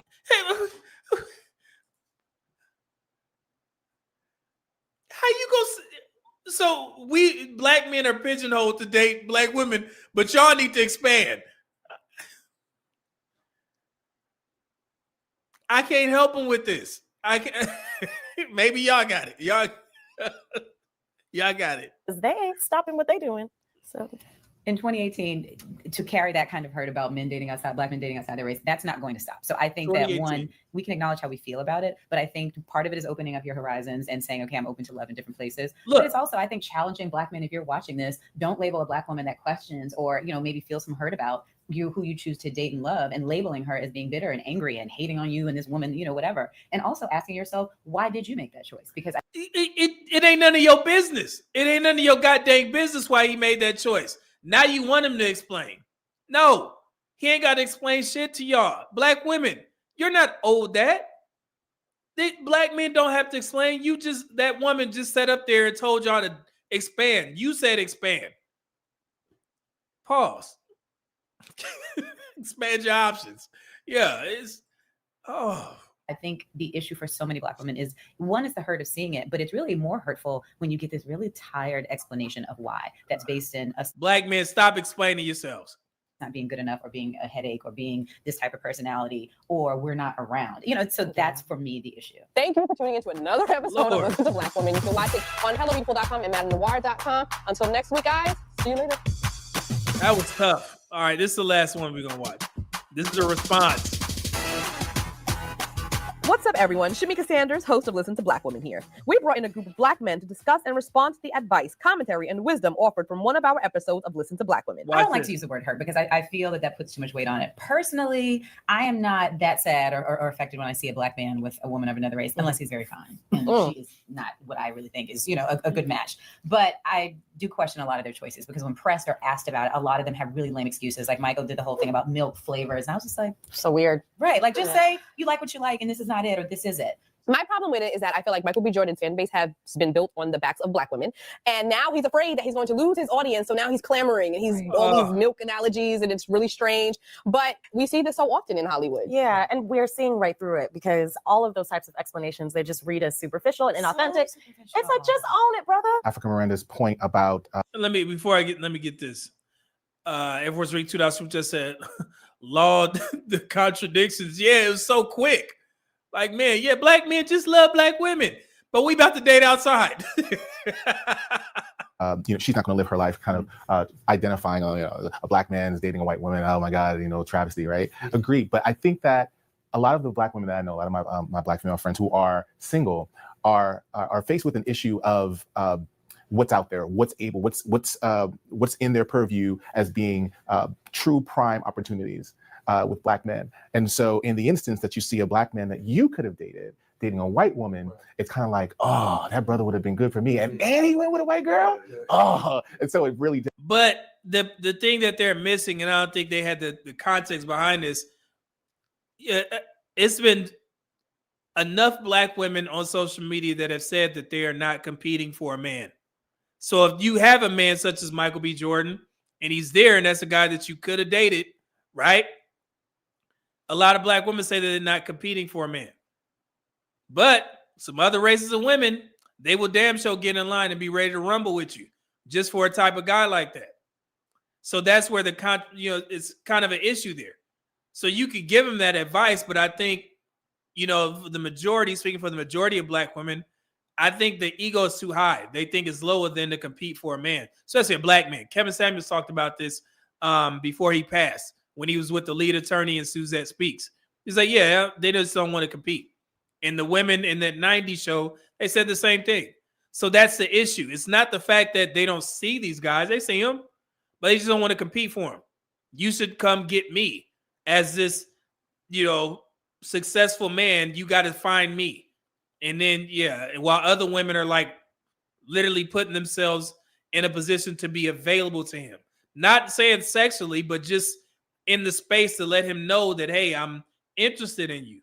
But I don't think a lot of black women are willing to do that. They want to be found. Sitting at home in the DoorDash guy, walking in, he's a secret millionaire. It's Michael B. Jordan in a DoorDash outfit or something. Here we go. Fair use. Does feel like sabotage. It kind of feels like you just straight up just took an opportunity away from me. And I think that is an issue that we need to address. I think the point about Michael B. Jordan was really interesting too, about him building his reputation and his fame on the backs of black women. And I think it is a very precarious predicament for him to be in, only because it's like now he feels obliged to have to make an excuse. He can't just say, I enjoy dating white women. I think the interesting who's in that position right now? The young guy, John Boyega. And it's another guy as well, where he openly said that he's only dating black women publicly. Yeah, John Boyega, he was on the Breakfast Club, and I love black women. Got a black wife. But he said, I only want black women. I only date black women or whatever. But I think he got into some issue with some IG model where he almost got put in jail or something. Y'all remember that? And she was black. But he said that, I'm not dating any other race. So now he is obligated to date black women. He can't date any other race. So he has to make it work because his fan base is under the impression that you got to marry a black woman. Same thing that happened with the comedian Ryan Davis. He said that there's got to be a black woman, a dark-skinned black woman at that. Remember a while back, he was on Kendra G's show, and he said that. So moving forward, those guys are now pigeonholed into dating black women. It's not a bad thing, but just remember that. Now, their fan bases may have a problem with that. So if they end up with a white woman. So, yeah. Thing about preference is that it doesn't really affect anyone except for the individual. I understand historically that a lot of, what is seen as the black plight is the loss of the black family. But when does that become every individual's responsibility to say, okay, I have to put what I may innately prefer aside to fulfill this larger purpose? And so I think it's something to be said about, just the pressures of what is expected of the black man and what he's supposed to do and how he's treated if he was to come out and say, yeah, I prefer to date white women. There's a lot of backlash for that. And so I want us to finish. And like I said, man, sometimes black men, y'all give the black community too much grace where you feel the need to explain yourself. You don't have to do that shit. If you dating outside your race and people are trying to question you, that ain't none of their goddamn business.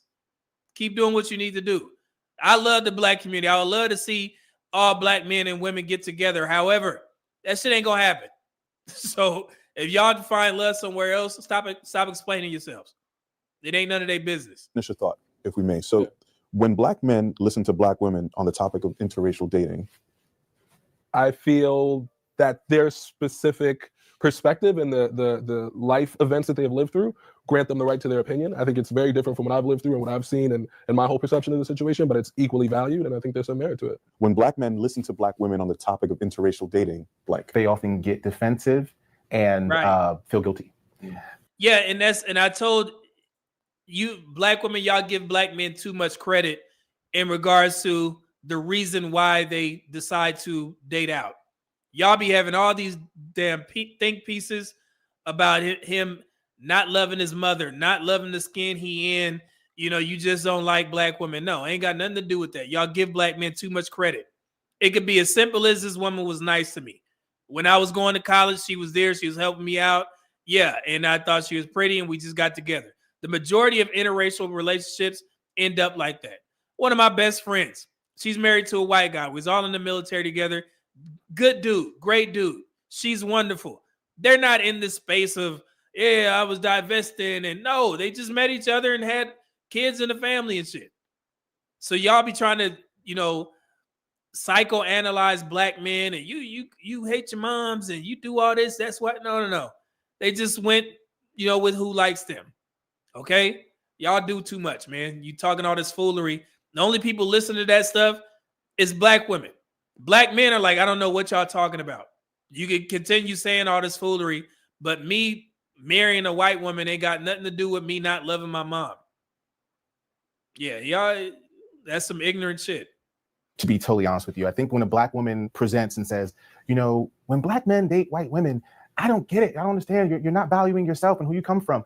And if you dated a white woman, you sit down there and say, hey, is that true? No, you start to think and calculate and, you know, and see if that's the case. And then you come up with a response. It's unfortunate. Yeah, and you don't, that's what I'm telling you guys. Stop responding. All right. That is the case. But the fact of the matter is that when we hear our sisters give their opinions on it, sometimes we can become enlightened, but oftentimes we become defensive. what can we do, both men and women, to start to address this, right? What can women do to feel less bothered by these trends, and what can Stop talking about it. It ain't none of their business.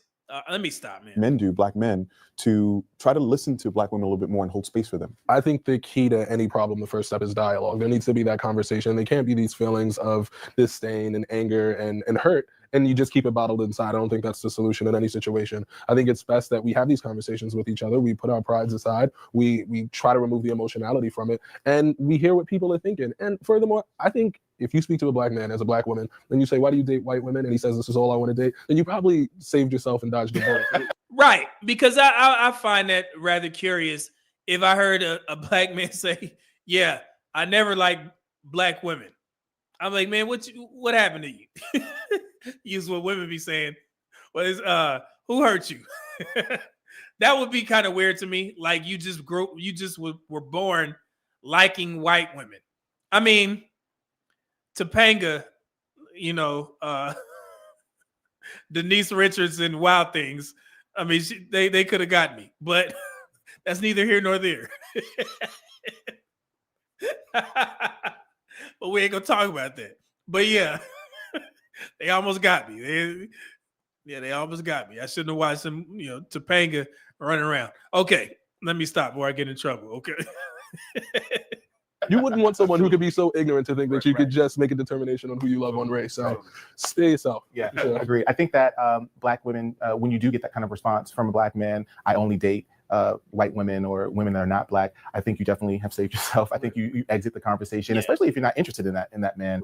But even if you are, you kind of just move on and don't take on the idea that man's word is the word for all black men. I'm glad that's look. Broderick said, but that's Topanga though. See, they almost got us, man. Hey, Broderick, they almost got us. See, Topanga running around. Poor man, Topanga would have got. See, there they go. There they go.